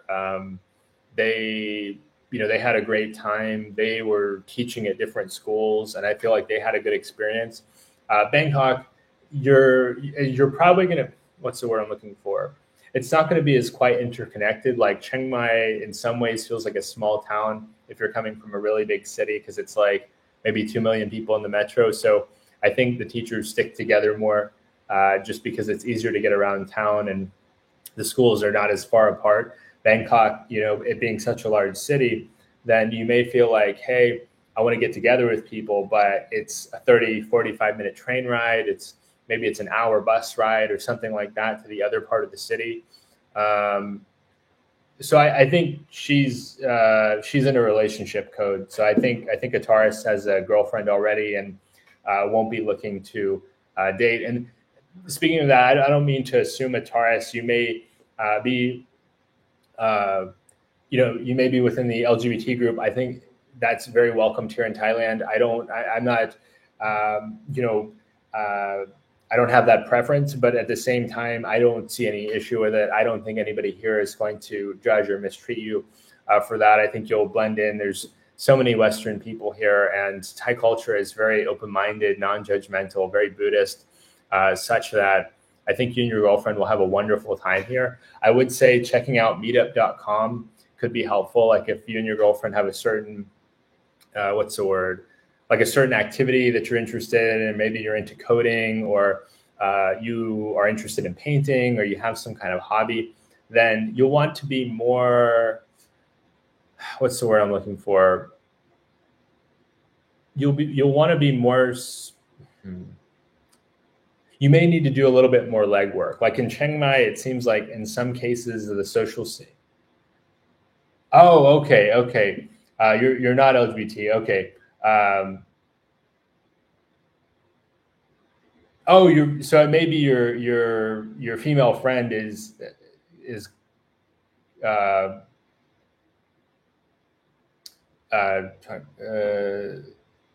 yes, that is what I've heard. We are Lebanese. No, not LGBT, but Code just touched the topic I wanted to speak about. Yeah, personally, I've heard Yeah, I've heard that the dating pool is smaller. My buddy that talked me into coming to Thailand 6 years ago, he preferred to date other Western people. So he was dating Western expats in Chiang Mai. He felt like the language barrier was not going to be an issue. A lot of these women were also from the Seattle area. So he wanted to meet a woman in Chiang Mai that he might be able to date back in Seattle. Like, so, hey, we're here for a year teaching English. When we go back to Seattle, I'd like to continue that relationship. Whereas some other guys are thinking more like, hey, I want to date Thai women because I'm going to stay in Thailand forever. I don't want to go back to America.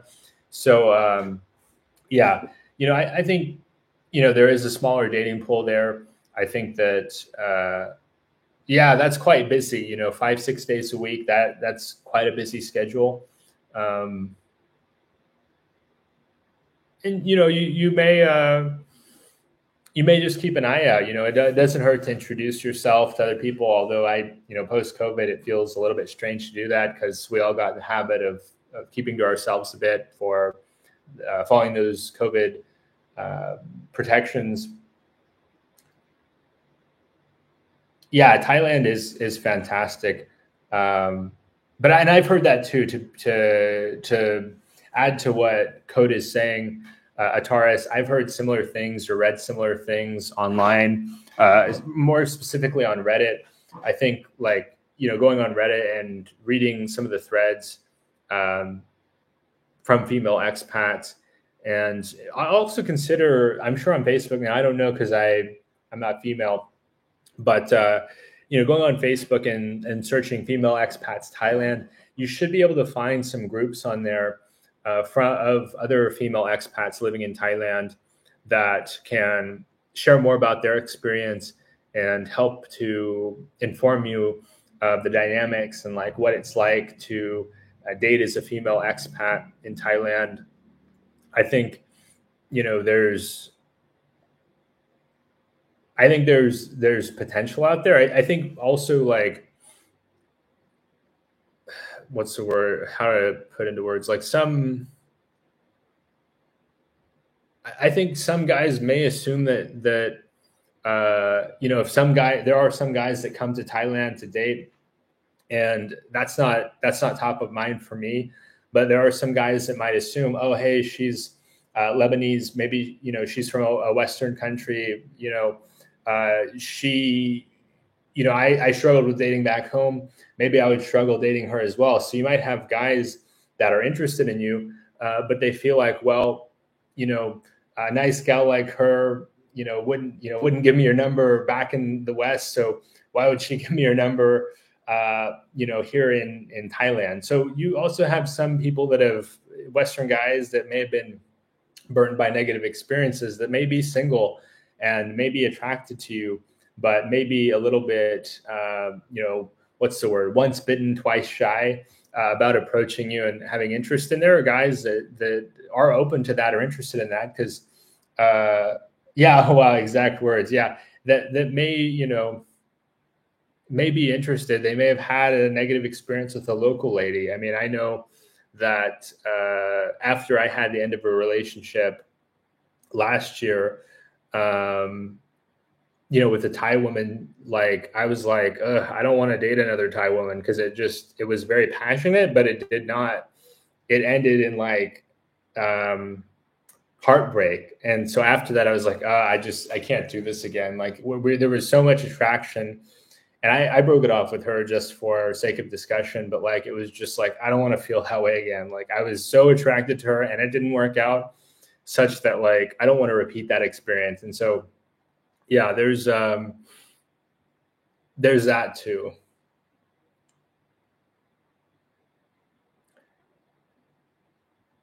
So they decide to date locals.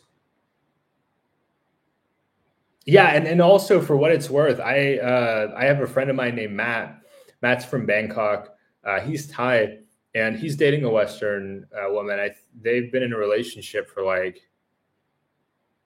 4 or 5 years, a long time. Like they live together. They seem very happy together. She's from the United States, but she's like, I'd rather live in Thailand, and I love Matt, and they're very happy together. There's also Lily. I don't really closely follow her channel just because there's so many channels, and I've also got to work on my own channel. But Lily is married to a Thai man. I think they have a child or maybe multiple children.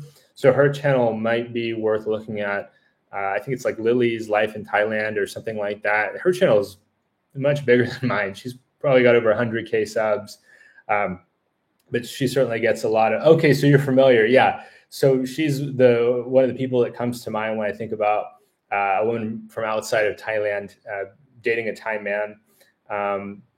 And I did interview my buddy Matt, actually, but the audio was just not so great. I didn't have the mics that I have now. I'd like to go back up to Chiang Mai at some point and interview Matt again. I'm not sure if I'm going to swing it before I leave, but that would be really interesting because I think there are a fair amount of women from outside of Thailand that are like, hey, yeah, so I do. That's a great comment. I do want to comment on that. With Matt, he grew up on Western entertainment.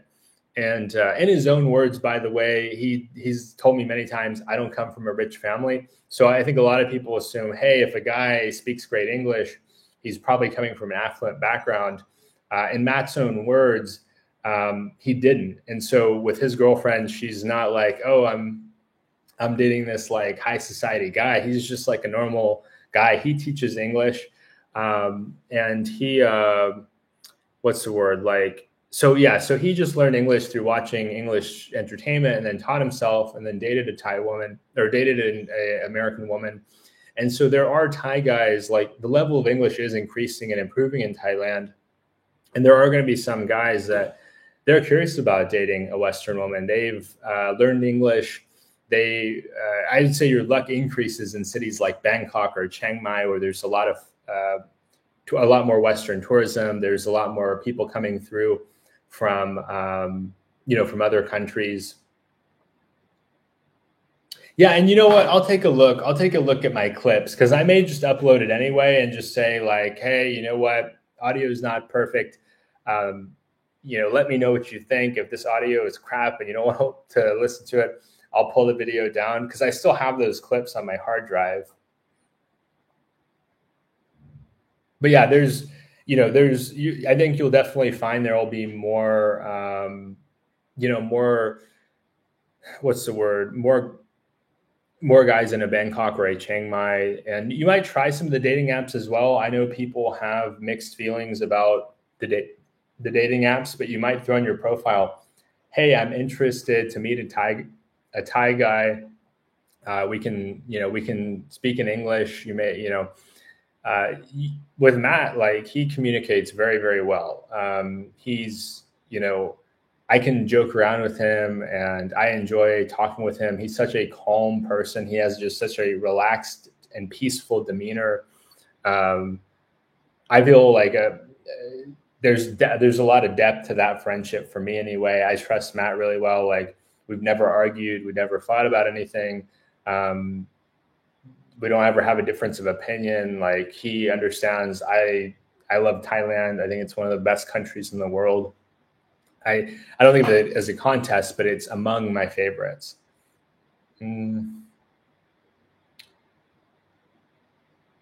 Yeah, and I could see why people would leave. I mean, even I feel lonely at times in Southeast Asia because I'm so far away from the United States, where in my home city back home, I can just call up a friend and drive over to their house. Here, I don't really have that as much, especially in Bangkok. My friends live in different parts of the city. One of my friends lives far north of the city. Another friend of mine lives probably like 45 minutes away by public transit, and she works all the time. So, the bigger the city, the more demands are put on people's schedules, making it harder to socialize from my experience.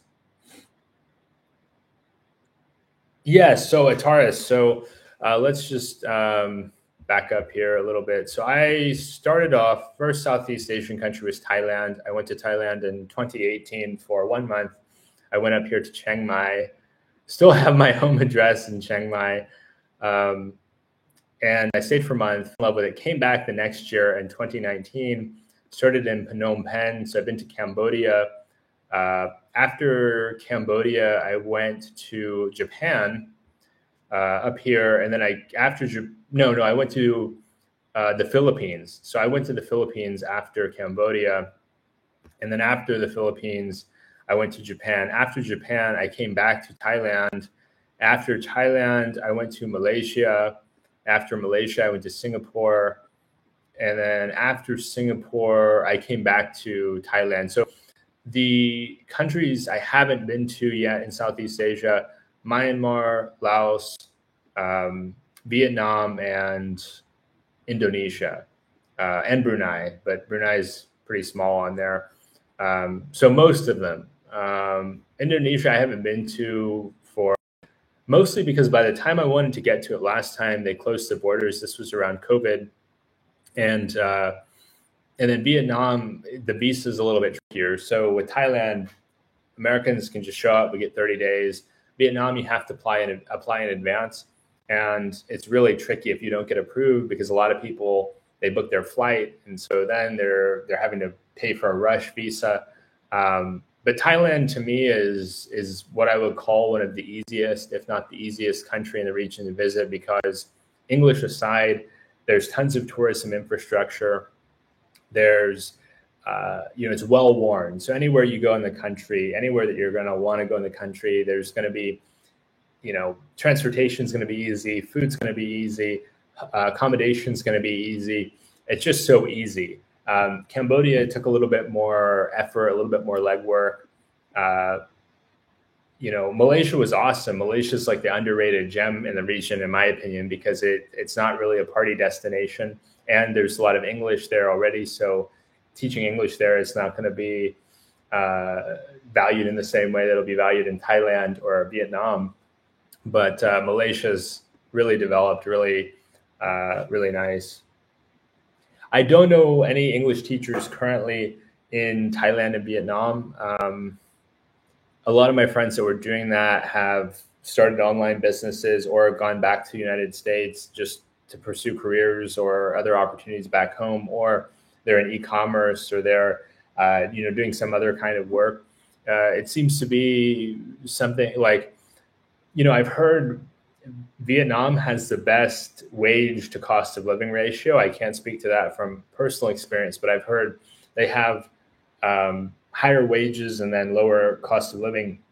Thailand may not be as lucrative in that way because everybody wants to live in Thailand, right? Everybody's familiar with Thailand. And so Thailand tends to get a lot of people who come for a lifestyle as opposed to maximize earnings to expense ratio. Vietnam, not quite as touristed yet. It's definitely growing in that regard, but so I'm not familiar with any. I know some people will do it a little bit online, but it's not the same as having like an in-person role and more consistent hours. I know there's platforms out there that are popular.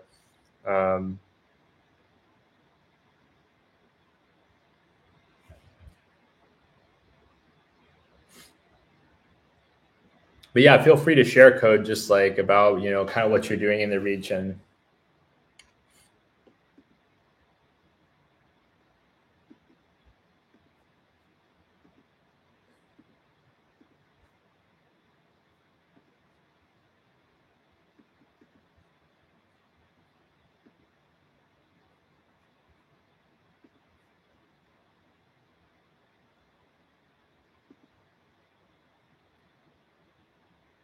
Will you be doing much more of these lives? Yeah, it's kind of unpredictable. Today was a rainy day in Bangkok, and I decided not to go out. I'll probably order some takeout after this stream, and I don't put them I don't schedule them in advance because YouTube's interface is a little bit tricky with scheduling them. But yeah, I'm happy to do more of these if there's interest.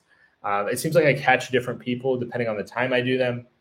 It seems like this time of day is the most optimal for my audience because it captures a lot of my subscribers that are here in Asia where they're done working for the day at this hour.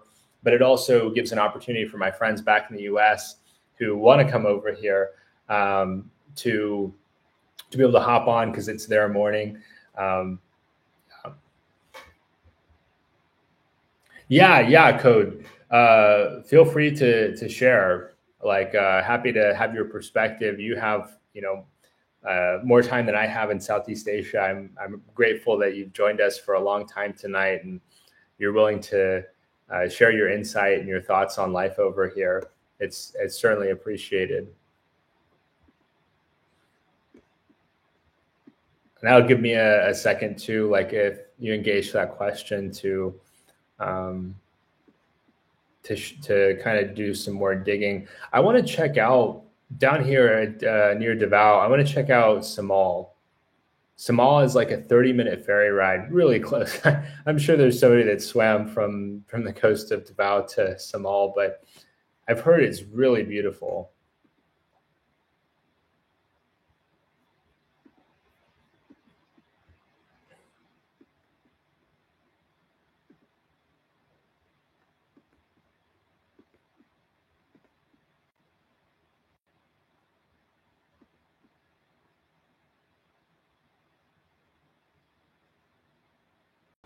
So beautiful.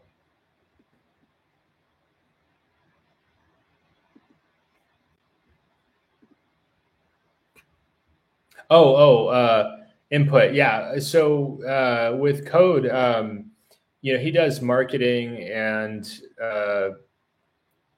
social media management and that kind of thing to help fund his experience. For me personally, I got laid off last summer. I got a substantial severance package, and um, I'm just now getting to the end of those funds after, and I really haven't gotten through absolutely all of them. I'm getting toward the end of those funds, almost 1 year later. I would say I budgeted around, like, I'm living on around 1,200 per month. Now, some people will say, "Oh, that's super low. I couldn't live on that." Other people will say, "Oh, that's frivolous. I could live on half that." That's about what I found to be convenient, including visa fees, including flights periodically. I'm flying like usually every other month in the country. It's going to cost a bit more to fly out of the country. That also includes I'm a meat eater. Meat certainly more expensive than vegetables. That also includes doing some attractions and things like that. But I also I'm a cheap date. Like I have pretty basic interests, and I'm here to like participate more than I am to consume necessarily. Like there's so much to see and do that are things that I would enjoy more than doing something that's expensive in my home country. Like I like going to Buddhist temples, no cost, but they're stunning. There's a cultural element there. I go there with my Thai friends, and I kind of observe how they practice. And there's so much to learn from living, halfway between a local and a Westerner, not having to pay a car payment like a lot of my Thai friends have cars. I'm not having to pay for that. So, but on the other hand, a lot of them are not paying what I'm paying in housing. So, yeah, that's kind of how I approach it. Uh, I have another girlfriend living in Bangkok for about a year now, and she tells me her dating life is non-existent. I was curious to know if that was just her situation. No, I mean I think that's normal. I think a lot of women from the Western democracies will struggle to date in Bangkok because there's the language barrier, there's the cultural kind of difference. I think also uh, the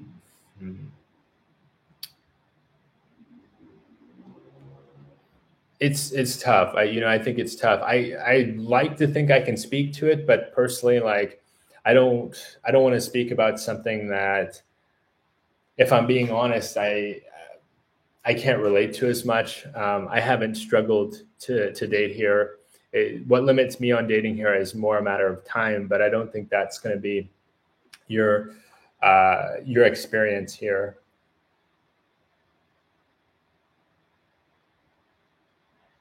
I think depends. If you have roommates, I think 35,000 baht is livable.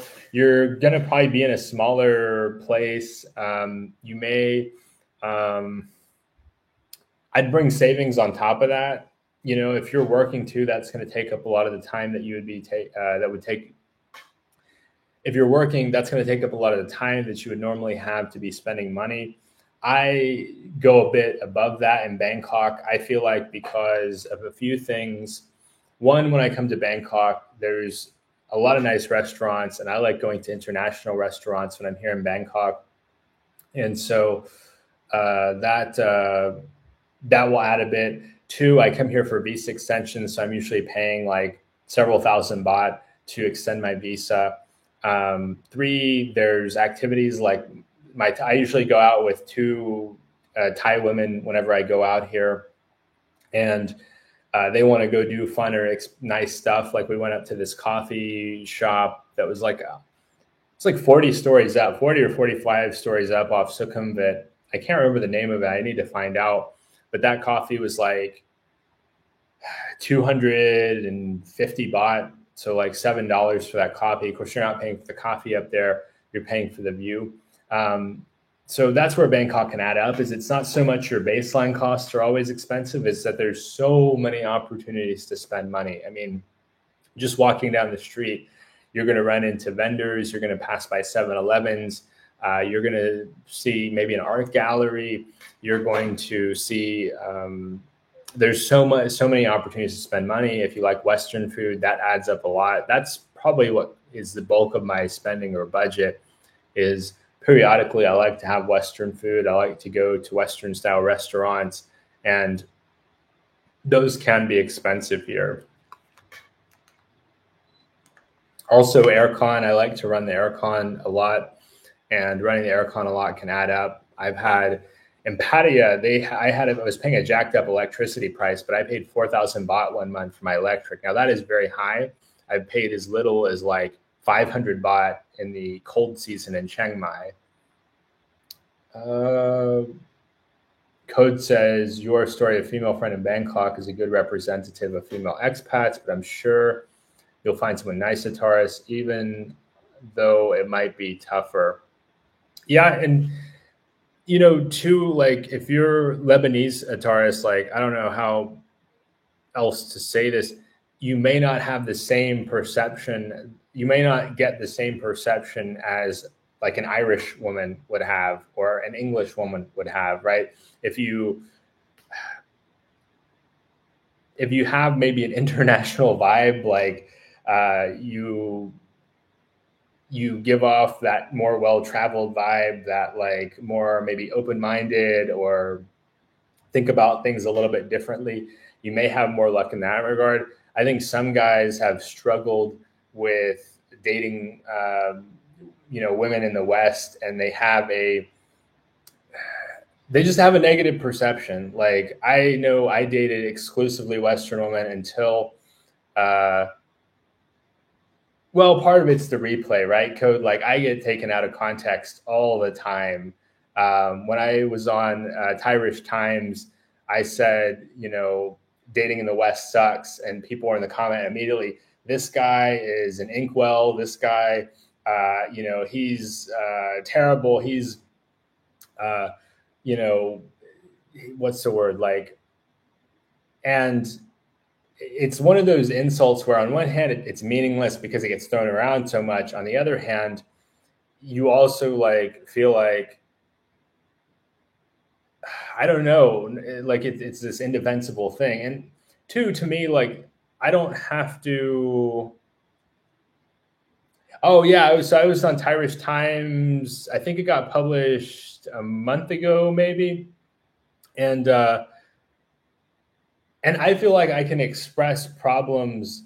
Yeah, that I think the profile was literally called Karen. The profile name was literally Karen Code. You can't make this up. I got called that by a literal Karen.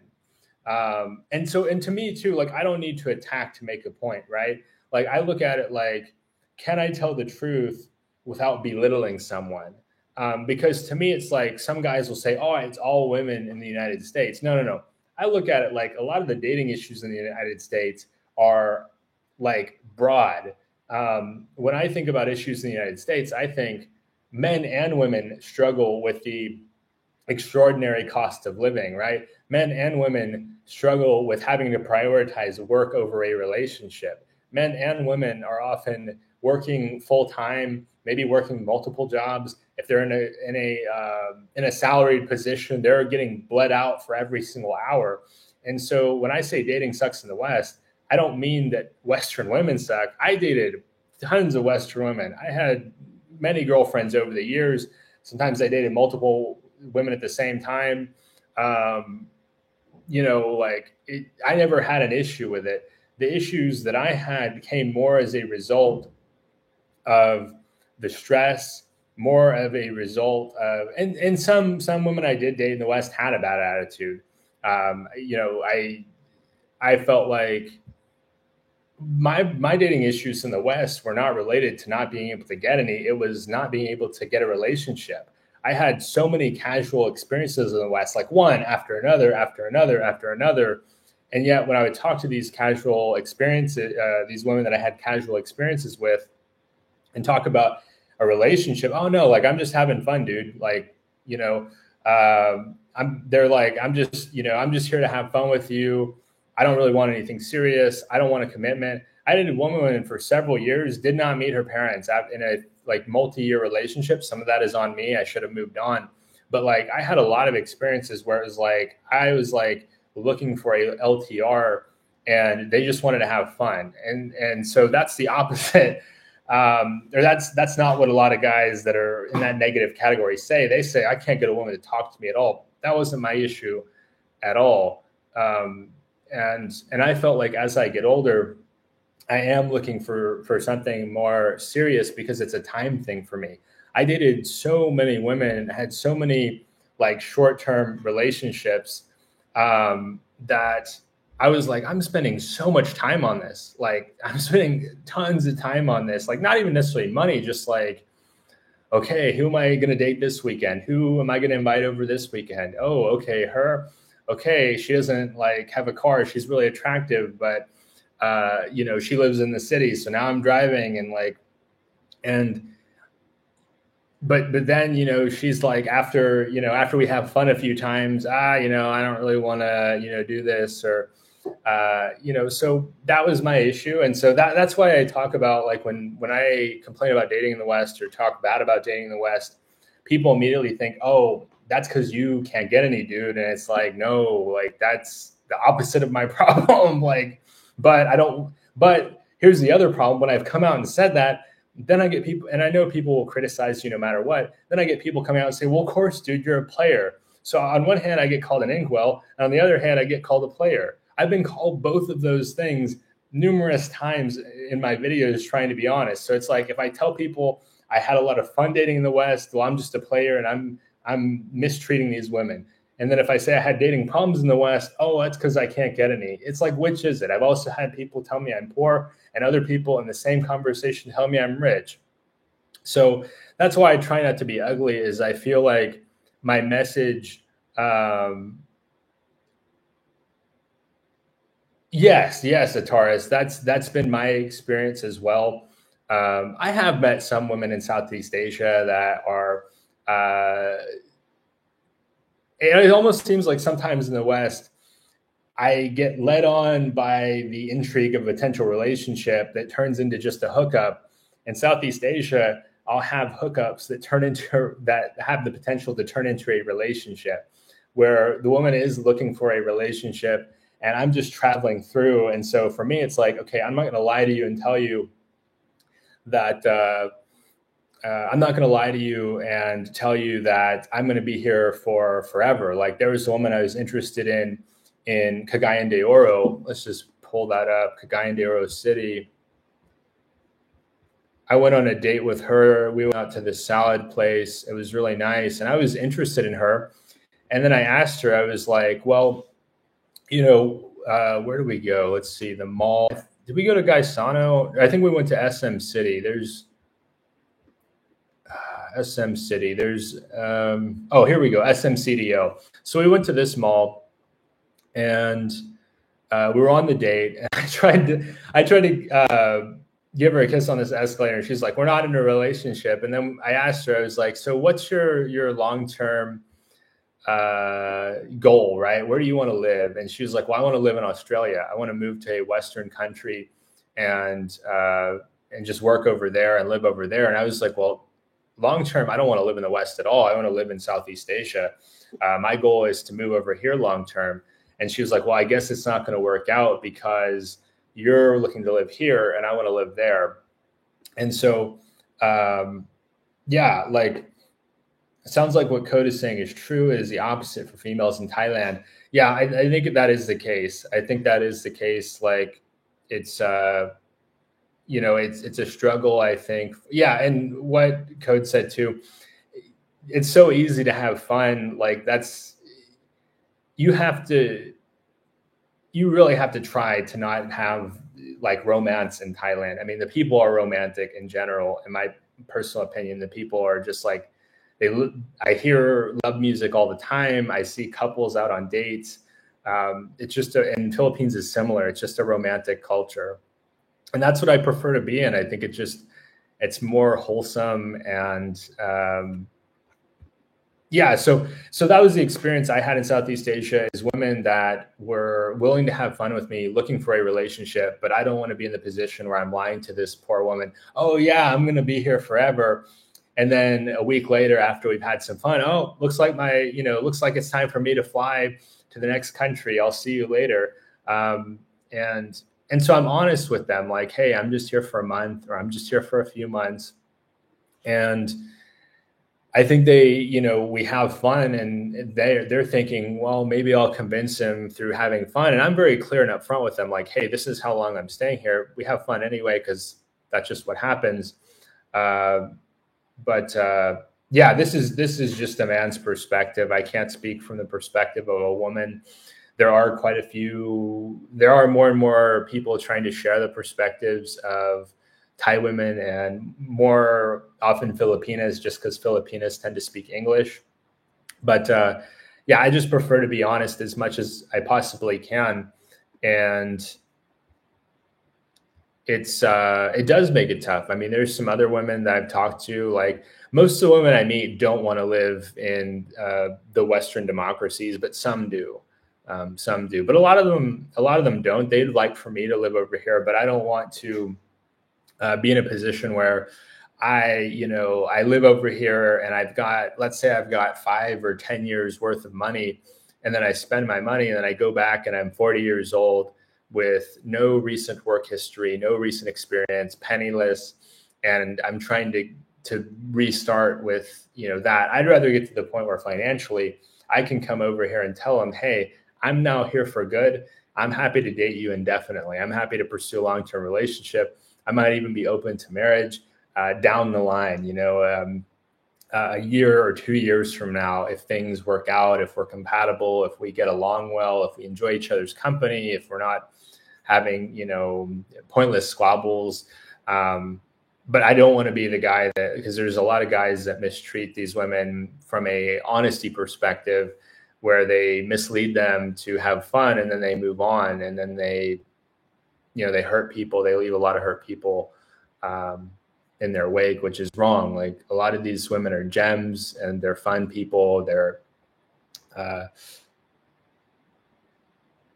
don't know. There was one lady on Quora. I think her name was like Vanita Bloom. I think that's her name. She was a female expat, married to a Thai man in Bangkok, and she's a little bit older. But I would look up here. I'll even do a search here. Female. I'll throw a link in the group on Facebook. You mentioned you're in your 20s. Facebook, I think of it as more for old men like me. Like I'm 31, but groups. I'm on a different page right now. I don't even think there's a page here. That's surprising. Like I'm looking for female expats Bangkok, and I don't see it.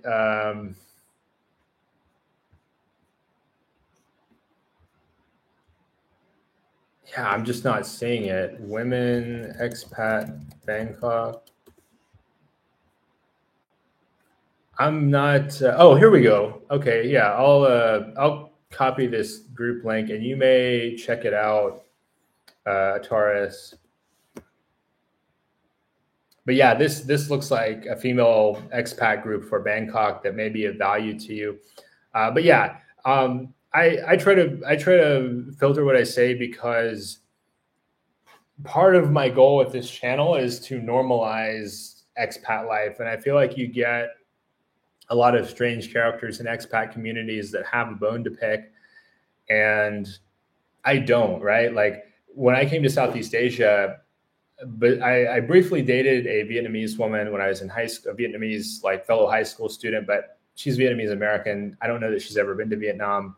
And so dating Asian women was the first time for coming to Southeast Asia was my first opportunity to date Asian women. And I found that there was less of a cultural barrier there, that was one of the issues when I dated American women or American women of European descent, is that there's just this cultural barrier because I come from this Japanese cultural background.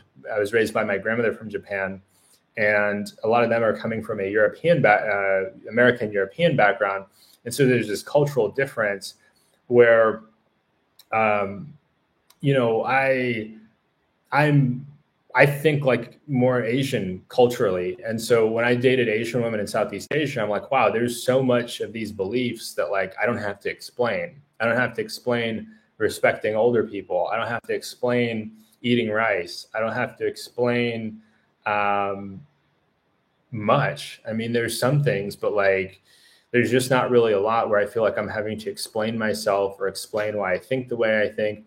And so it was really refreshing for me to date over here.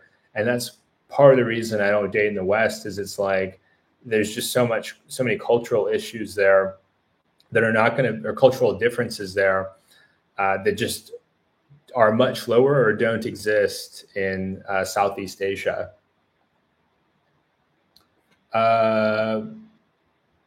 Code. So since you're multiracial, do you identify yourself with a specific ethnicity? So I don't. I tell people I'm Indian Japanese. Like my dad was from India. My mom was half Japanese, half English Irish. But being raised by my grandmother from Japan, uh, I have found that I best relate to other Indian people, and then to a lesser extent, other Japanese people. I have a Japanese buddy now I met in Krabi.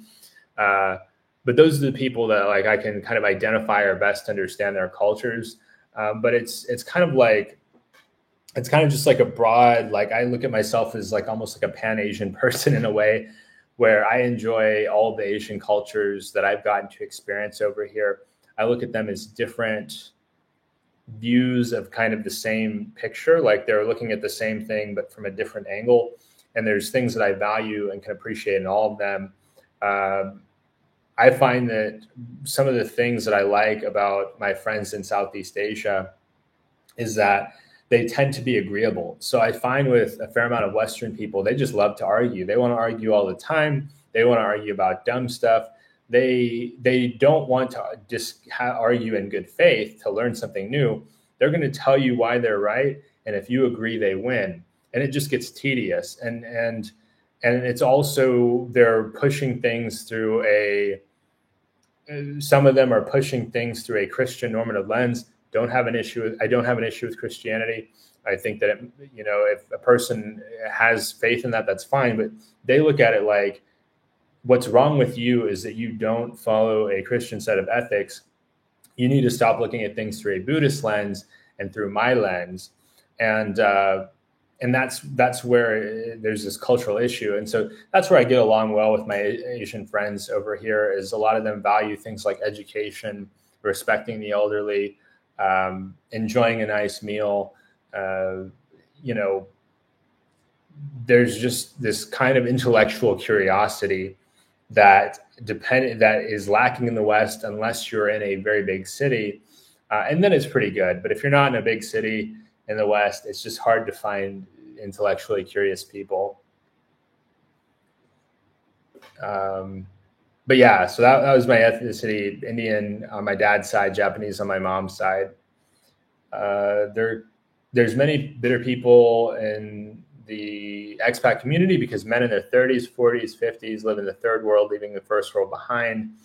Yeah, I mean, you've got a lot of people that they can't function in the Western democracies, and I don't blame them. Sometimes I don't feel like I can function as well over there either. I mean, but they think that coming over here will solve that for them. And for me, I look at a lot of pull factors. I feel pulled here at least as much as I feel pushed away from the Western democracies. I feel like it's a new lease on life, the beautiful weather, the friendly people, the interesting scenery, in some the cultural cohesion. I like that people just get along here. Get along. It seems like much better over here on average than a lot of people in the Western democracies, where they seem to be at each other's throats a lot more. But a lot of people bring those attitudes with them. They bring that frustration that they feel. They bring those hard feelings. They bring some personality pathology, right? They have like a personality disorder where they cannot function in relationships back home. And so they come over here because their small amount of money allows them to boss people around, allows them to tell people what to do in a hospitality setting. And so you've got a lot of people that they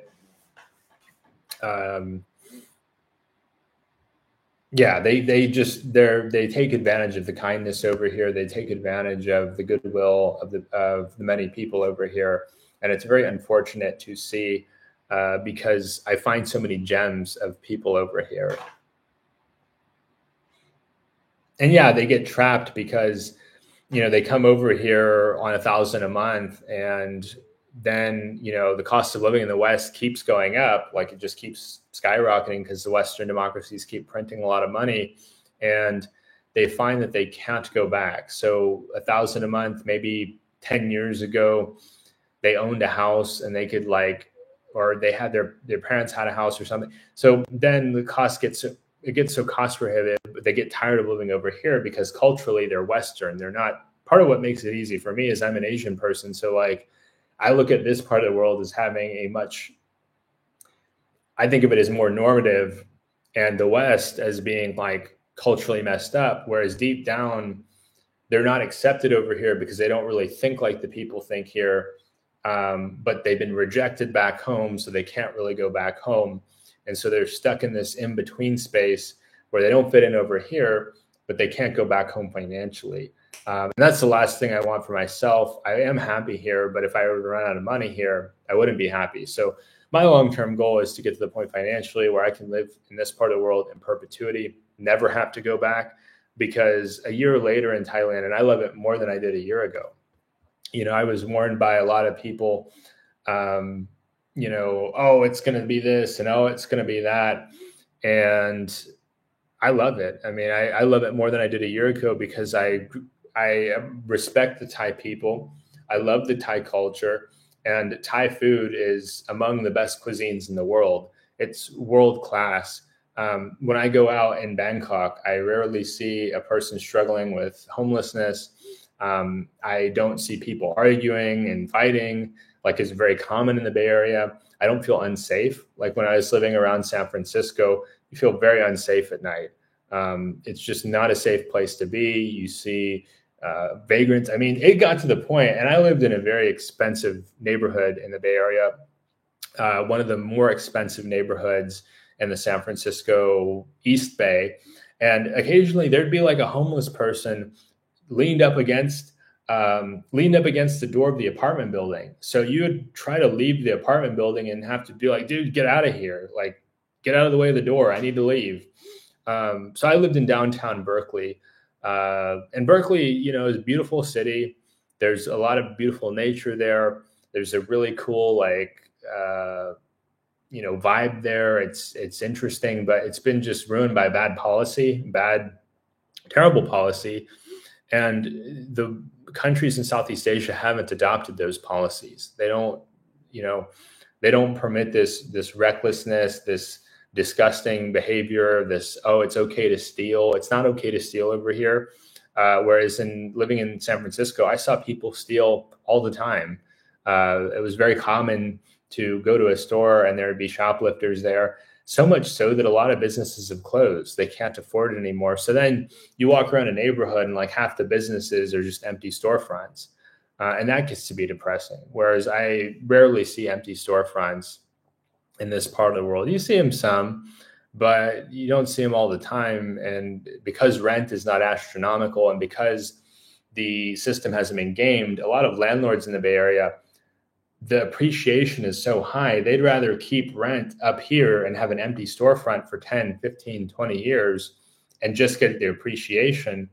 And who cares if it's empty? Who cares if it's blighted? Who cares if it's an eyesore? Whereas here, no, somebody else is going to rent that place and turn it into a restaurant or turn it into a massage shop or turn it into an office space. If it's maybe a little bit older building, they're going to come in and update it because there's so much foot traffic. There's so much street activity. It's such a vibrant and dynamic city. There's so much going on that people feel safe, right? People feel safe to go out at night here in a way that they don't in the Bay Area. I mean, I remember on the odd occasion I'd go out at night, my friends that were Bay Area locals be looking over their shoulder. Oh gosh, better make sure, nobody's going to try to con us or, rob us or whatever it may be. So yeah, very, very different culturally. And Thai timing is a real thing. Like I remember when I was going to meet up with one of my friends last fall, maybe it was December, I get to where we're supposed to meet up. We were supposed to meet up. What is it? I think it was Siam Paragon. So we were supposed to meet up at Siam Paragon, and I get there and she's like still working out. And so, she's like, hey, I'll be there, after I finish up my workout. So I just walked around for like 15, 20 minutes. And yeah, so there is definitely a Thai timing thing where timing is more flexible here in Thailand.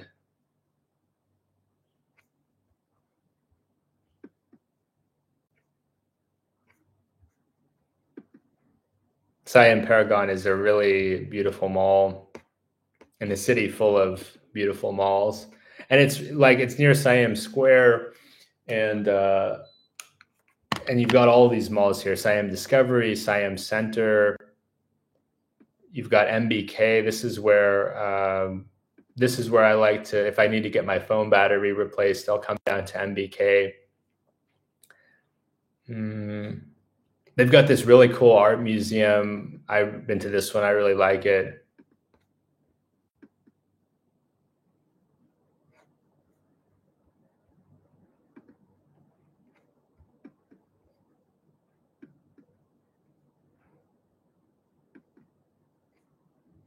So there's just this like rich culture that you experience here in Thailand.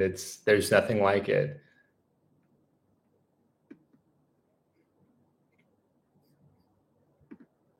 But yeah, Thai time is definitely a thing. Rolex at Bangkok malls. There's a lot of interesting shopping. Yeah, if you're a shopper at Taurus, you'll really have to be careful because here there's so many malls and so much to buy.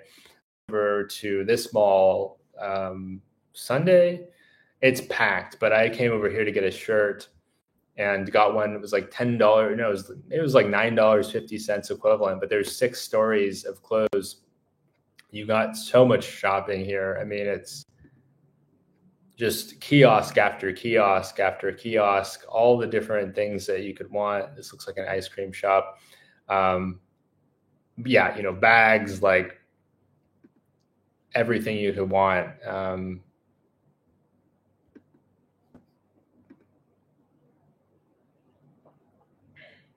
I am going to grab water because I am thirsty. Ugh.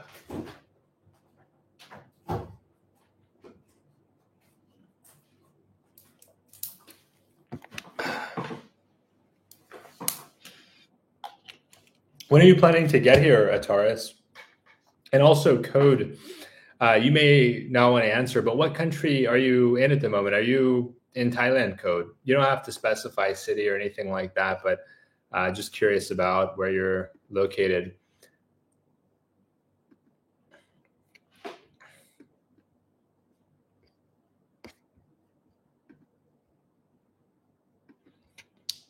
But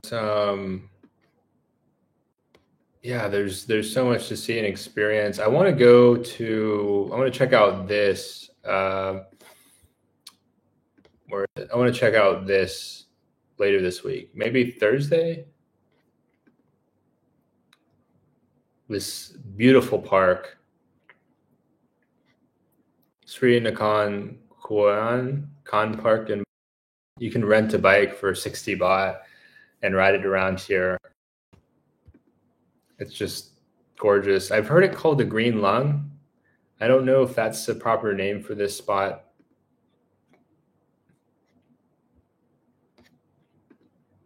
Oh, so you're in Vietnam. Okay.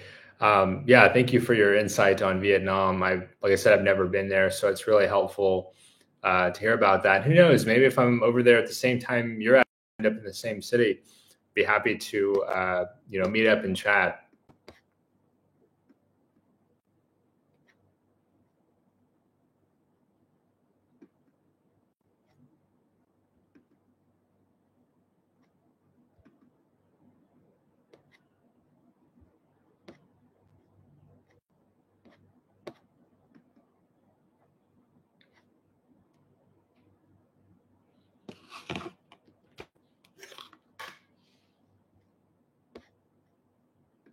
God, it's so beautiful. But yeah, feel free. Code. No, I haven't. I've seen it. There's a map for it too. Definitely seen it. It's and to give Barry a little bit of credit, it's escalated. It wasn't always this extreme like it is now. It just is a problem that was just left unaddressed and just kept getting worse and worse and worse. And it's mostly concentrated in a few neighborhoods. So, like in San Francisco, and I guess I could pull up. I don't want to look at it, but I'll pull it up anyway. It's mostly concentrated down here. So it's mostly concentrated in this, basically like this. So Tenderloin is the worst of it. I don't know why okay, I was about to say they call it edgy. This is the worst neighborhood for it. Of course, they're not going to show. I don't know. Maybe it's Google wanting to do damage control, and maybe it's certain photographs are not. Yeah, they're doing some kind of astroturfing here because this neighborhood does not look like this. This is maybe these are pictures from COVID. Yeah, these are these are pictures from around COVID times where the city was empty. You can see here though, you look at the street level, like these are all, have all these metal grates up, but they're not. That's crazy. That's not even in this neighborhood. These are, yeah, they're trying to cover this up. This is called the Palace of Fine Arts. It's a crime hotspot, but it's nowhere near the Tenderloin. Yeah, they're not. That's crazy to me that they're not allowing people to actually. Okay, so maybe why are they? I guess there's money in it. The tourism is. Yeah, so they're not wanting to show it, but it's worse in Tenderloin, Soma. This is called South Market, so this is Market Street right here. South of it, so south of Market Street is the worst, alongside Tenderloin. Mission is okay. Like Mission is kind of an up and down kind of neighborhood. Some years it's good, some years it's not so good. But yeah, enough of. Okay, good code. Yeah, because I was about to say like they're running some damage control because that's not what that's not what these neighborhoods look like. Like it's seriously not. Maybe we'll pull up a review here. Maybe they'll allow. Okay, there we go. Yeah. You see, you see homeless, like they mention homeless, homeless, homeless, homeless, homeless. Like, I mean, so they can't hide the reviews. Fortunately they cannot address the reviews, and I have concerns about it because it's a safety issue, right? Like I think it's wrong to tell people, "Hey, come here and spend money," and then not allow people to see photographs of the reality. Like it's a reality, and if the city doesn't address it, yeah, look at this. I mean, come on, like this was 7 months ago, so it's not like it was 10 years ago. No, like these are realities, and people are paying a lot of money. You see 9,000 baht, people are paying $250 a night to have this experience. Yeah, I mean, just like it's embarrassing. And I'm a shareholder. I own stock in Google. Like I want them to have some concerns about people's well-being, because if people come here and have a bad time, they're not going to come back, and they're going to tell their friends not to go there. And it's the city can only improve if people address these issues head on and address the public safety concerns, actually go in and clean the city up and try to do something to make it livable. I don't have a problem with people being homeless. I understand it's a real issue. A lot of people struggle with it. It's the idea that you're helping them by not helping them, by enabling them, like, and enabling the issues. It's just a tragedy. I mean, that's what it is. It's a tragedy. But I want to get off the subject because it is kind of depressing. Ho Chi Minh City, it's wild and crazy. Thailand is more developed, but Bangkok, yeah, a much better city these days. But I'll be honest, we're closing in on 3 hours. I may be wrapping up soon just because my voice is starting to go a little bit, and I'm getting kind of hungry. I need to get on some tax stuff. But thanks so much, Code, for joining me tonight. I really appreciate it. You've been a great conversation partner, and helped me a lot to discuss discuss these topics, and yeah, I need to do these more often. I didn't realize there was that much interest in me doing these, and maybe I could do them like 3 days a week. I know Heidi and George do theirs 3 days a week, but yeah, I hope you have a great rest of your week in Ho Chi Minh City, and hope to catch you on the next chat. Have a good one, Code. All right. Thank you. I'll keep that in mind. All right. Bye-bye. Take care. Thanks so much, everybody. Until next time.